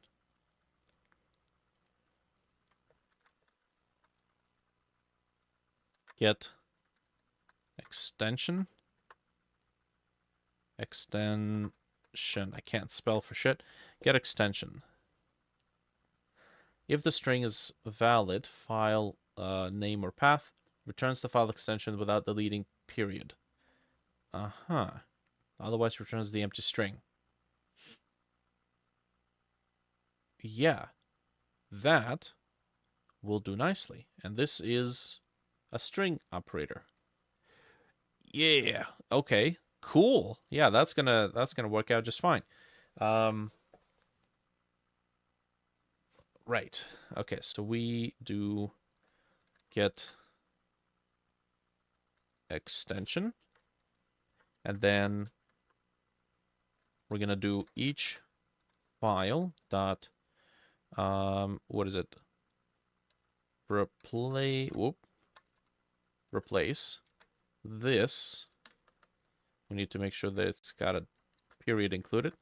Get extension with nothing. Okay. Hey, nice. There we go. Null albedo.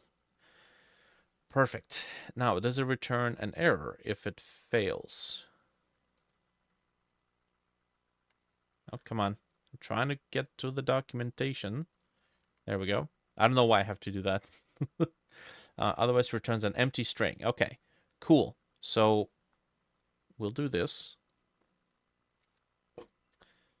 If this is an empty string,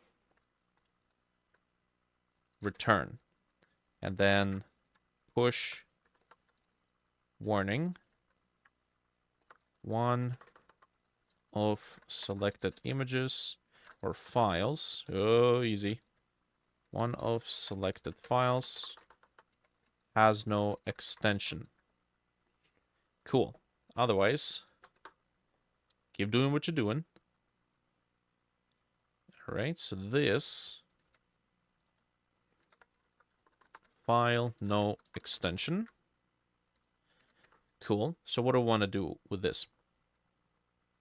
Well, it's going to be a series of if statements. Ends with what? Well, we need to determine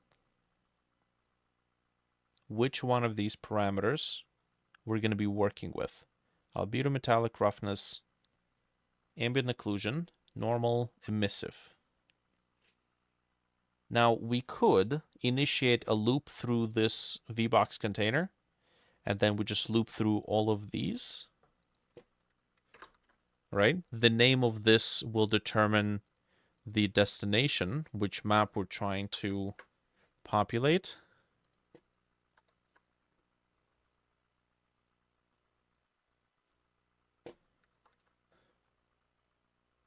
Right? The only thing is we have to make sure the names of these nodes matches with the name of the slot. So let's try this. Create new resource. Let's do standard material. Test. Okay, so texture, albedo underscore texture. Okay, so albedo is there, underscore texture can be appended. Metallic. Metallic underscore texture. Roughness. Roughness underscore texture, that's good. Emission. Emission's got to be enabled. Okay, gotta remember that. Emission underscore texture. Cool. Normal. Normal's got to be enabled. Normal underscore texture. And ambient occlusion. Height. Might have to do height as well. Okay. Ambient occlusion enabled.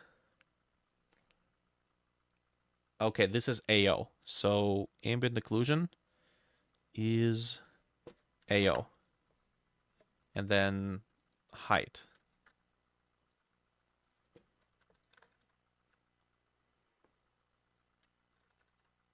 Height. Nice. And then this is going to be height. .h. Sure. Whatever. That's fine.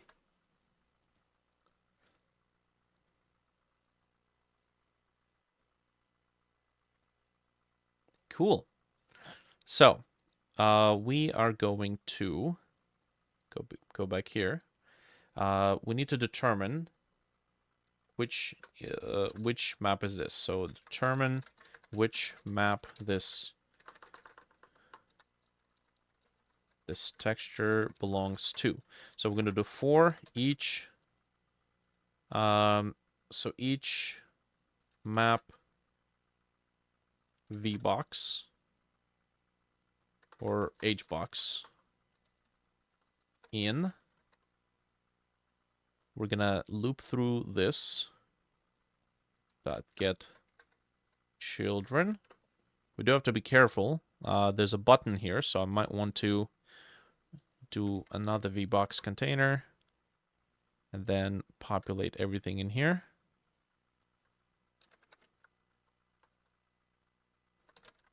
Let's call it maps list. Okay. So we get the children. The name of the child will tell us which map to go in. And here going to start with what? We check if the file with no extension happens to end with what? We get the node, get, I guess we can do get node line edit, and then get the text. Okay. And then we're going to print, for the sake of a test, print map found. And then we're going to print the name of this node. Okay. Cool. We just do this. All right, so this is albedo. And it crashed. Line edit, node not found. Get the text. Line edit starts with a capital L. Okay, so found albedo. It does work. It does detect it. Found albedo. If I select emit, emissive. If I select 3, roughness, metallic, normal. Well, it does determine. It does determine the files. Okay. And let me just double check. So we have 1, 2, 3, 4, 5, 6. So that should give us 6. Yes. But what if we say HEY? Height. Oh, it didn't find height, did it? Because it's probably not cold.h. There's no height here, right? Let's duplicate this.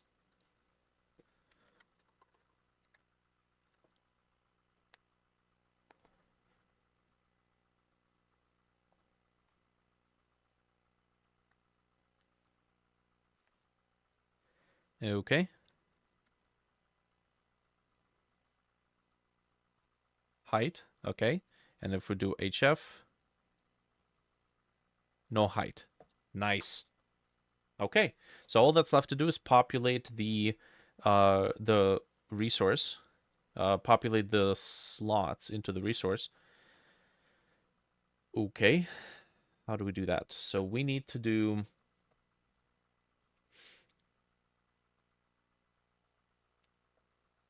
Let's see. We need to take this material. One of the selected slots has no extension, but yet we still create the material. May not want to address that afterwards. Let's go here, material, and then we're going to have to use a set command. This is really cool. So you can either talk to the property directly, or you can use a set method to address a particular method by using a string, which is perfect for this because we can, like, you know, use any one of these map selectors. So the only thing is we're interested in texture, and we are going to be using the name of the node plus the word texture in order to set this property. And the property we're setting with is going to be, let's see, we need to load the resource located at this file. Cool. And I think that's it. We do need to make sure that normal or any map that needs to be enabled will be enabled. So emission, normal, and ambient occlusion.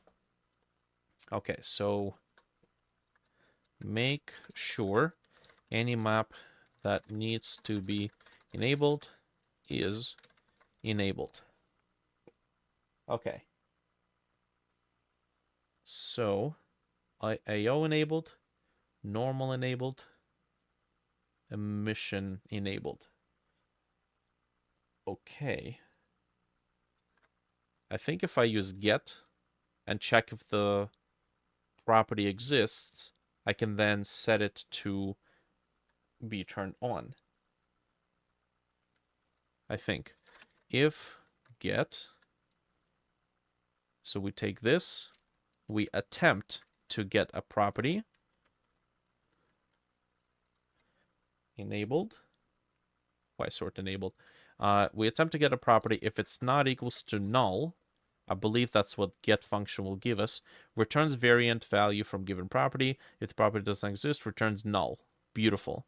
So if it's not null, that means it exists, which means we're going to set it to true. Oh, come on with the spaces. All right. And I think all that's left to do is to create the material, or save it. Save the material. Okay. So to save the material, we can take the very first file, take the address from it, and then use the name of the first file minus the extension and the suffix as the name. For now, however, let's just save something. So we can use this resource saver in order to save it. What are we saving? We're saving the material. Okay. And then what are we saving here? Path to save to.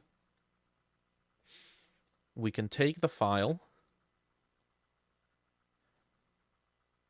Oh yeah, we have to make sure we don't do this in the loop. All right, this needs to be done right here.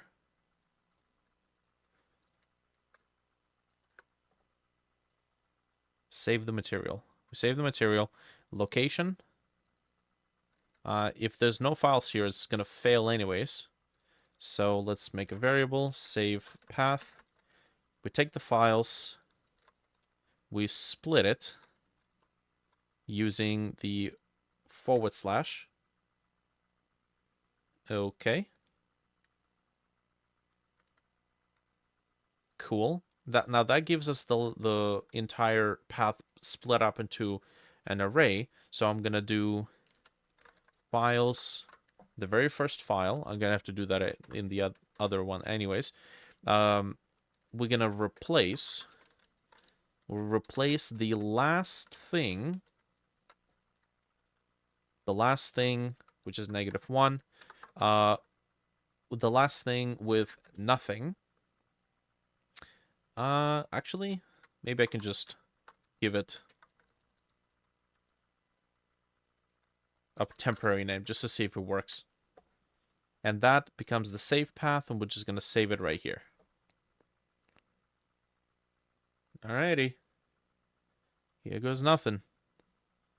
So take this. I was going to do it on 1. Actually, let me push this to changes. Made plugin for batch turning OBJs into scenes with collisions. Okay, just gonna push that out. Push it. Push it good.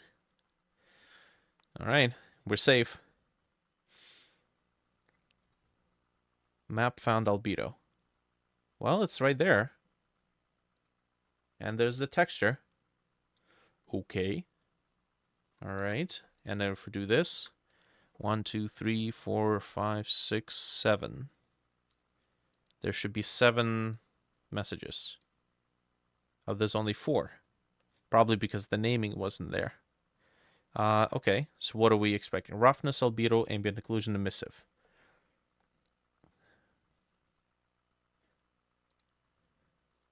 ROGH, right. So no metallic. Metal. Metallic doesn't have to be enabled. No. So metallic underscore texture. Metallic underscore, yeah. Well, that should have been there. Have a great day, night. Sounds good, man. Thanks for sticking around. Appreciate it. Metallic. METL. METL.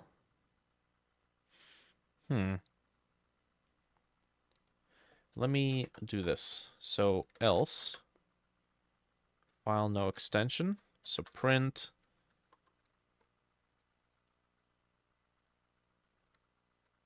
no match, file no extension, and then we're gonna print the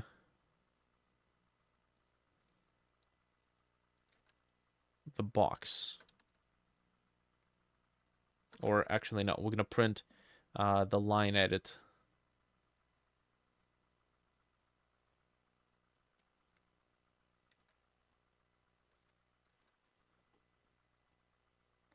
All right. Get rid of the test material. And then, oh, probably should have done a print S.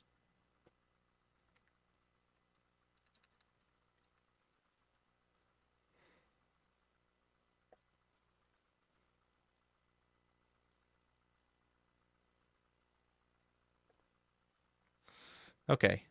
No match res. Norm emit H.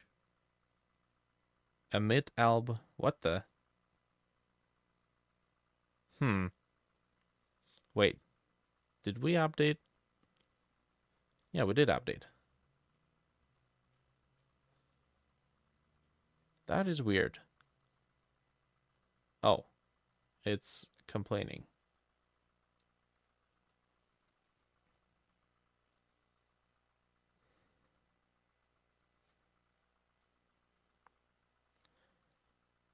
Okay. So, oh, that makes sense. It's going to check against every single piece. Why does it say material emit? Oh, that one's with no extension. Found AO, found albedo.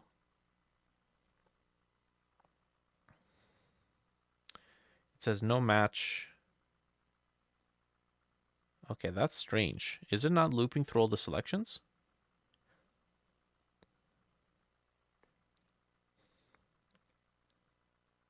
Map found AO.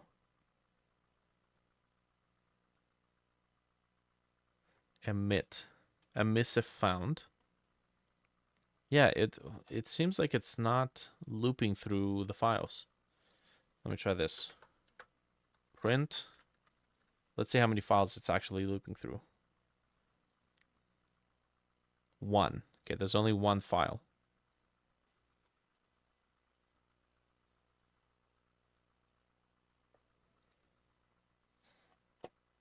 Okay, well, it's got all the files. Do we have a return? We do have a return. Get extension. But that is the only return that we have.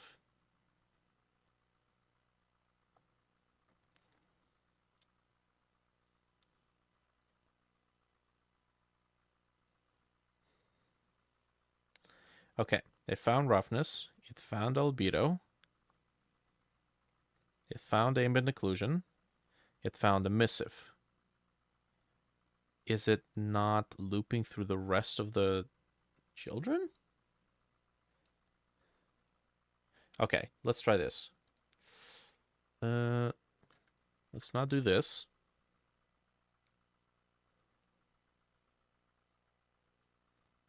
Oh, you know what? It's not, it shouldn't really continue scanning if it found the element. Continue. Right? No need for that.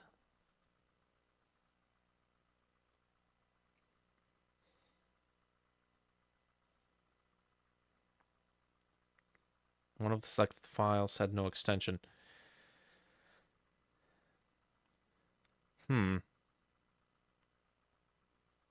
Okay, let's do print looking for. And what are we looking for? We're looking for each file.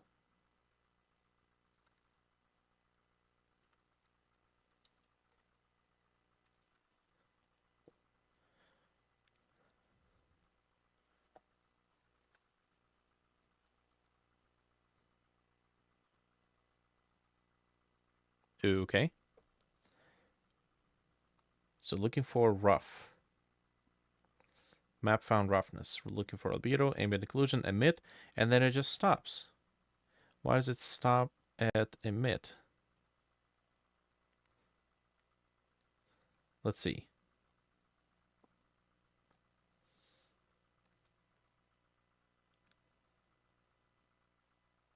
Roughness, albedo, ambient occlusion, emission. Roughness. So after emissive, something happens.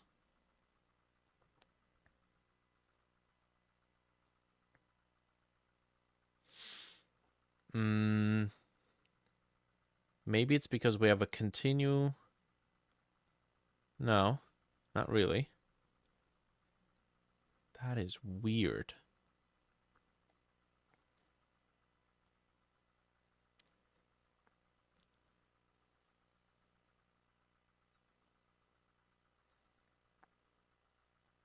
Well, okay, what's the simplest explanation? The file wasn't found, wasn't matched. We should have seen this. All right, let's do this. Let's. We can't put a breakpoint in the editor. Dang it, we can't debug an editor script in the same fashion, can we? Okay. Print s, looking for each file. It stops right here. It stops at emission.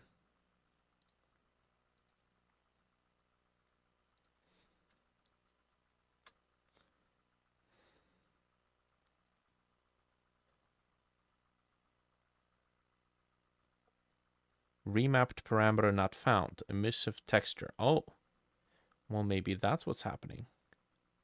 Emissive texture. So maybe it's not emissive, it's emission. Emission. Yes. Emission.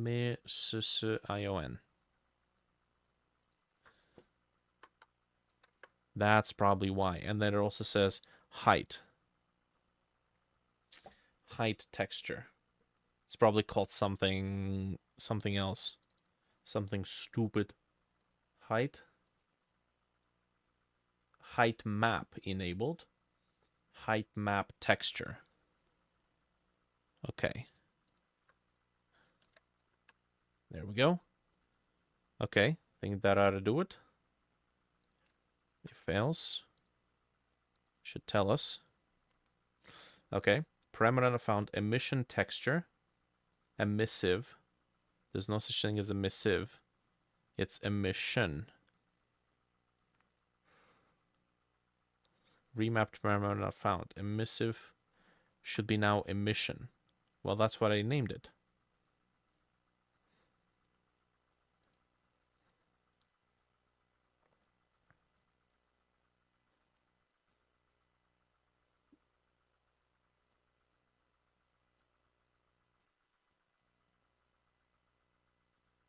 Maybe we need to enable the parameter before we actually apply it.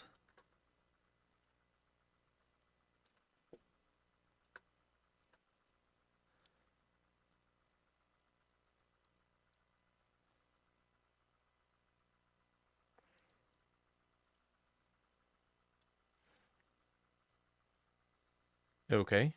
Remap parameter not found. Emissive texture. Okay, so what's it actually called? Emission underscore texture. EMISSION.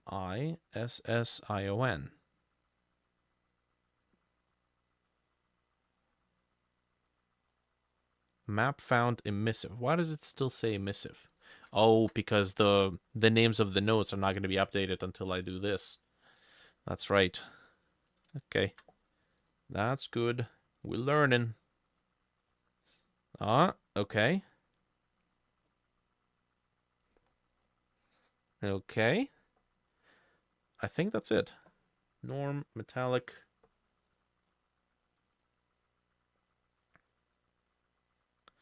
Cool. What do we got here?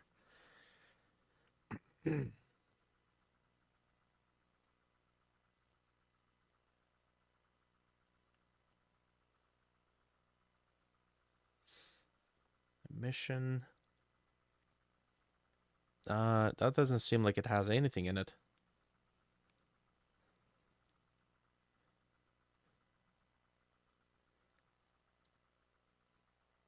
Okay, albedo has it. Metallic has it. Roughness. Emission does not. Now, it does say emission map found. However, emission underscore texture. Map found emission. That is weird. Texture that specifies how much surface emits light. Well, that doesn't seem like that worked. Does the set function return anything? No, just returns void. What is the name of this property? Emission underscore enabled.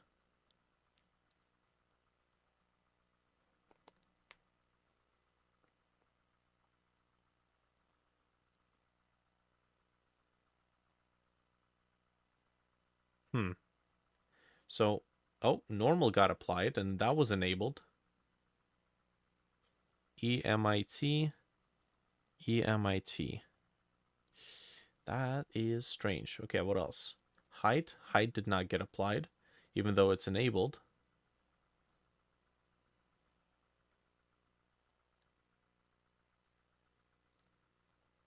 Maybe we can just get rid of this. Try that again. Okay. Hey, emission got populated. Albedo, metallic, roughness, normal, height. Okay.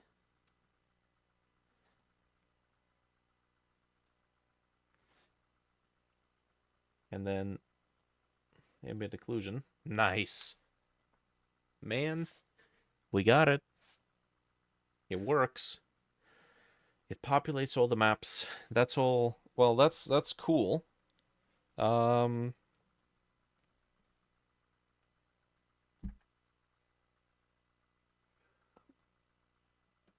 But I know that we have started working on.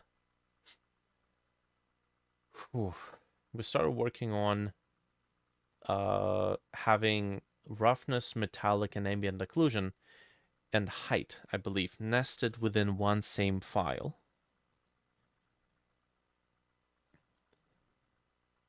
So, what's one of the last props that I've made that follows that system?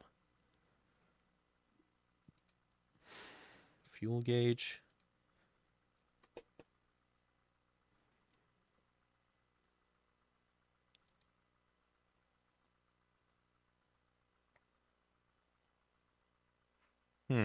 Tape player. Nope, that still separates it.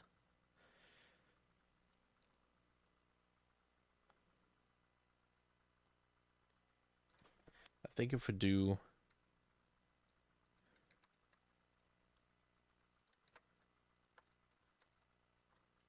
if it's like metallic,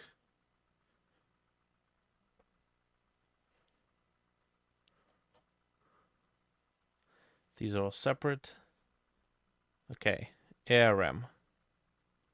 Ambient occlusion, roughness, metallic. That's not my, though. That's not my material. Oh, radio detector 2. That can work, so red, green, blue, alpha. Okay. So here's what we can do.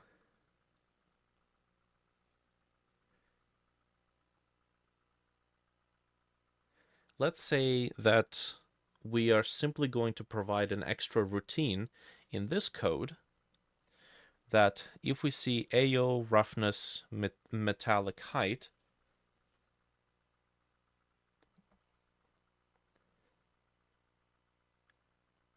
AORMH. Right, so let's say that's what we want. We're gonna give it an extra property here that allows us to toggle a different system.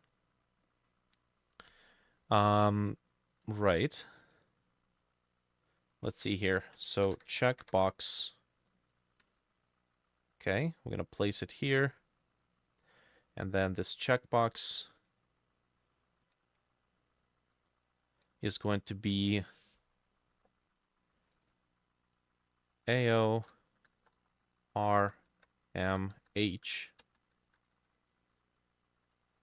combined or mapped to RGBA.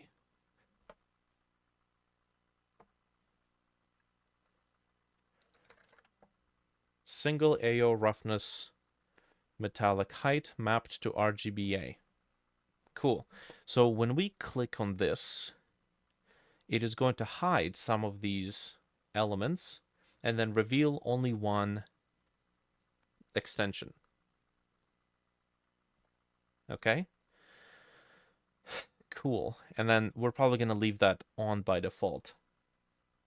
So, combined map toggle. We're gonna, to make our life easier, we're just gonna get a signal. I guess when we toggle it, right? Now, AO is ambient occlusion. Roughness goes after it. Metallic, and then height.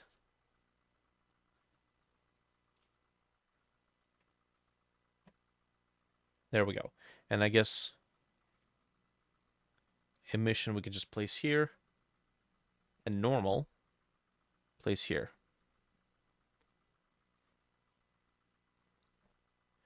So it's this guy. All these four maps are going to be removed or hidden, and a single other map is going to be revealed. So this is combined map. Nice. Okay. Now we don't want to loop through this one, so I think we're just going to take it out of the map list. Okay, there we go. Combine map. So this is going to be AORMH map. Combined map. And I suppose we can just do this. That's going to be the extension. And then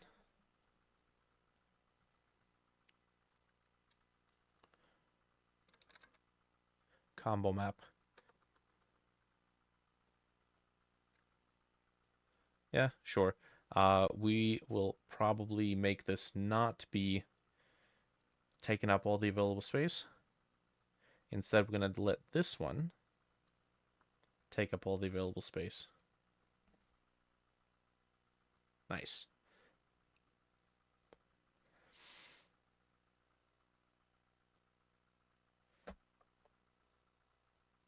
Maybe we can tell it expand text length. Yeah, nah, that's fine. Let's do this. Okay, so combine map is going to be invisible. Okay, and then we're going to back here. So toggled on. We're going to say if toggled on. Technically, we don't need to do that. We could just go combine map dot visible equals if this is toggled on, and then these four maps for node in. We're just going to get these four maps in here. We're going to loop through them. Node.visible equals not toggled on. Okay. So, cool. Let's get this updated. There we go. So when we do this, it hides those and reveals this one. Cool.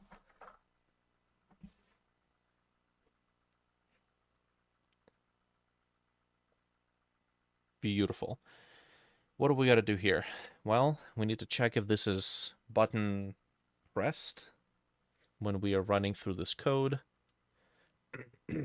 Okay. I guess what we can do here is we can avoid checking for these maps if they're hidden. Right? So we do if map option is disabled, chosen combined map, skip it. So if each map hbox visible, if not visible, return. Oh, no, continue. That's right. So that should skip any invisible maps, which means right here, if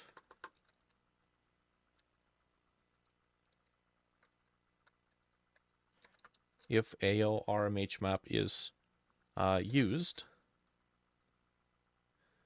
then apply the same texture to the maps and set color channels. Okay, so we're gonna go here, take this, if button pressed, I believe. Okay, if button pressed, I think that's what we're supposed to use, right? Checkbox, we had it, button pressed. Yes, nice. So if the button is pressed, then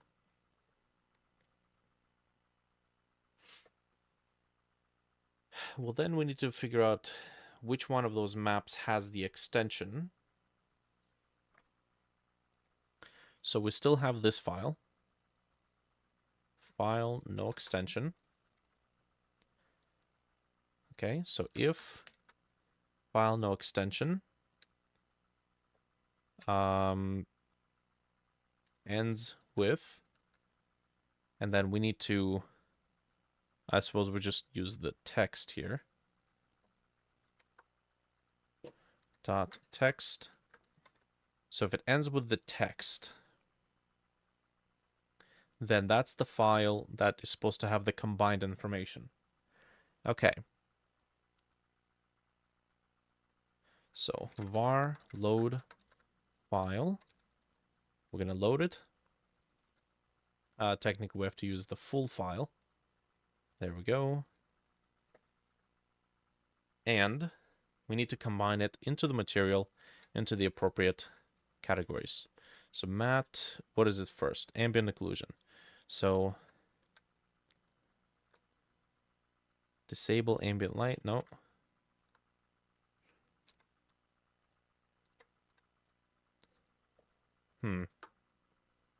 Does matte know that it's a standard material?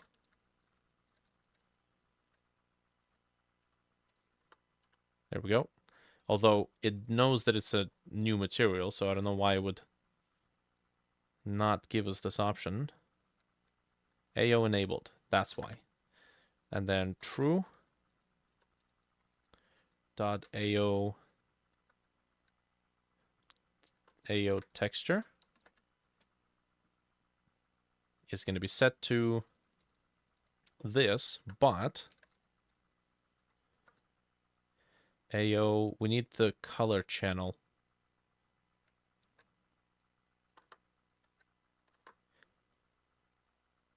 There's a special property for it.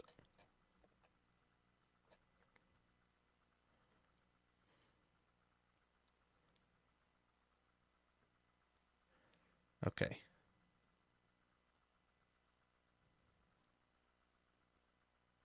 Where's the texture test?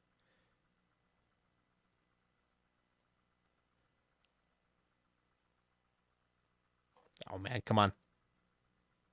I'm almost there.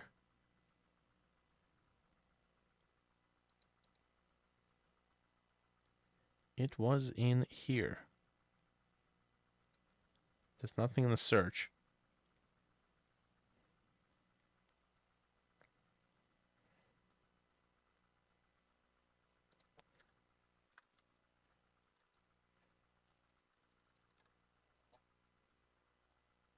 Did I delete it? I may or may not have deleted it. No, map generator test right there. So it's in the substance and it's just sitting right here. Okay, so I just need to double check this. Emission? No, ambient occlusion. Ambient occlusion, AO texture, right? But we also need to set up AO texture channel. And then what can we set it to? Red. That's the first one. Cool. And then we'll just keep going. So mat dot, what's the second map? Roughness. Roughness texture. We set it to the loaded file, and then it doesn't have to be toggled, so roughness texture channel, red, green. What's the next one? Metallic. So mat dot metallic texture. Again, loaded file, but metallic texture channel is going to be set to blue. And then final one is height. Mat.height. Height map enabled. We do have to enable it, so mat.height map texture equals loaded file.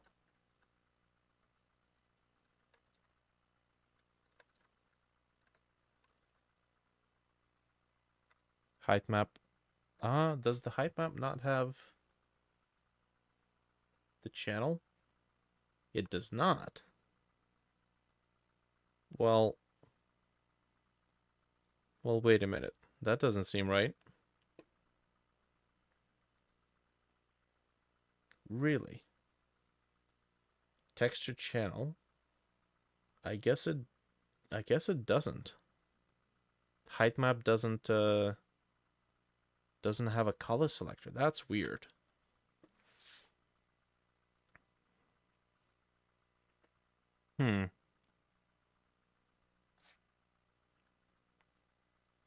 So what the heck was I exporting the height data into this map this whole time for? That is weird. Texture uses height map. See also height map enabled. Best results texture should be normalized with height map scale reduced to compensate. In GIMP, it can be done by colors auto equalize. I guess it does take an RGB value, not just a height value.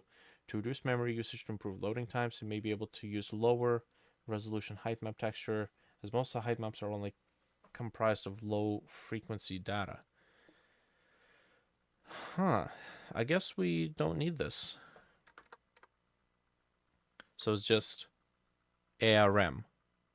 Oh, that makes sense. That's why they call it an ARM material. Oh boy. Oh boy. Okay. I just realized something. Alright, so I guess that's it. We don't really need anything else. Ambient occlusion is the only one that needs to be toggled. ARM.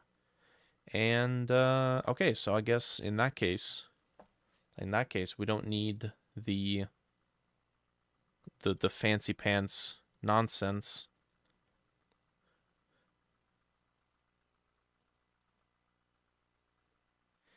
You know what? I guess we can just do ARM.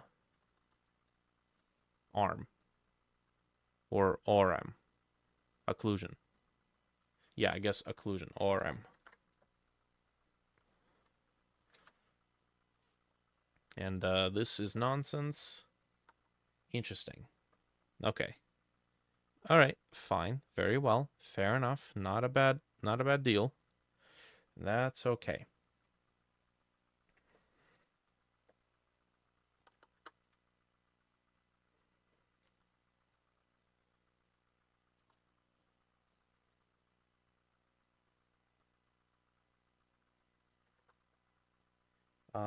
Cool. I suppose that technically the alpha channel of the ARM map could be used for something else, since height can take a color map. That is weird. I could have sworn that I've seen the height accepting a color. But I guess not. I guess I was wrong. Oh well. This means that we have one more channel to be used for, I don't know, something. Don't really have anything else to store that is vital. We got shadows, disable receive shadows, shadow opacity, refraction, maybe, backlighting, subsurface scattering, maybe subsurface scattering once we get into that. Cool. I think that's it. So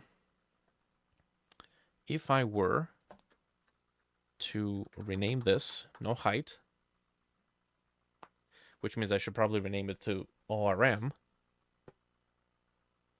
right?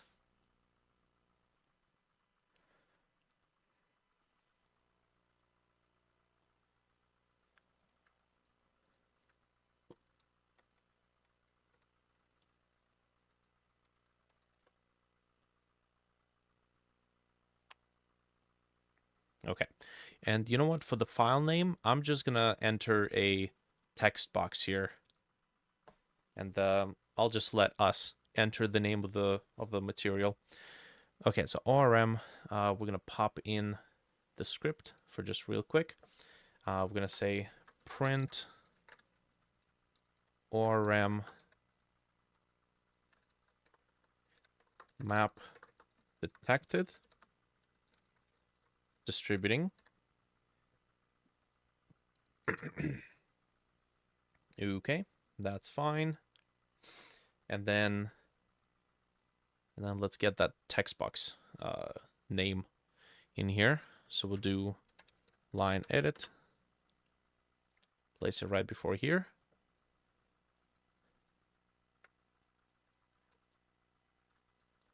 New material. That's good. Placeholder. New material name. And then I suppose we can just say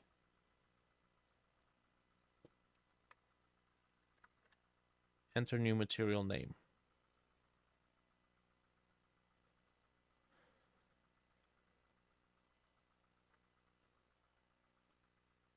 Yeah, that should be fine.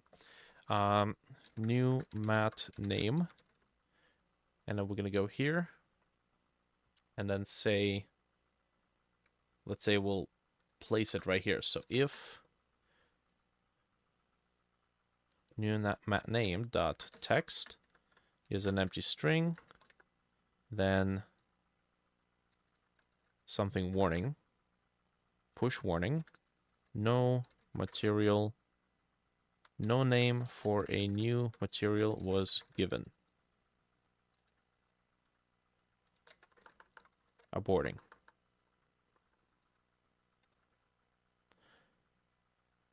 No name for a new material was given, aborting. Cool, and then return. Cool. In that case, when we go down here, instead of test material, tres, we can take new material name dot text plus tres. And that's it. That ought to do it. Cool. Let's test the ORM thing. So save it up. Unload, reload. And then I guess we could just do it here. So we'll do single. Oh, yeah, that's it. And then blah. Generate material. Hey, re-importing assets. Nice. And it made a blah. But it didn't do the albedo because the name. the name did not match. So we'll do ALB instead of this.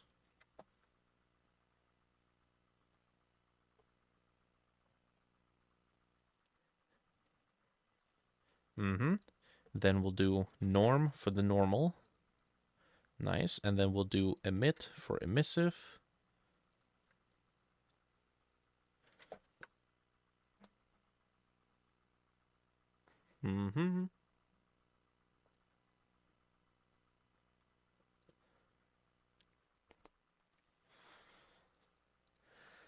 And ORM. ORM map detected, distributing, so that's cool. Yes. So now if I do this, blah 2. There we go. Okay, and then, well, it's got stuff. Albedo is there. Metallic is blue, which makes sense. Red, green, blue. Yes, that's the third map. Roughness. ORM, R is second, so that's green. That makes sense. Normal is there. Emissive is there as a separate map because it supports color. And then occlusion. Occlusion is there. As red, no less. That is awesome. And that is it. That's all we have to do. Now, the last thing I need to do is make this...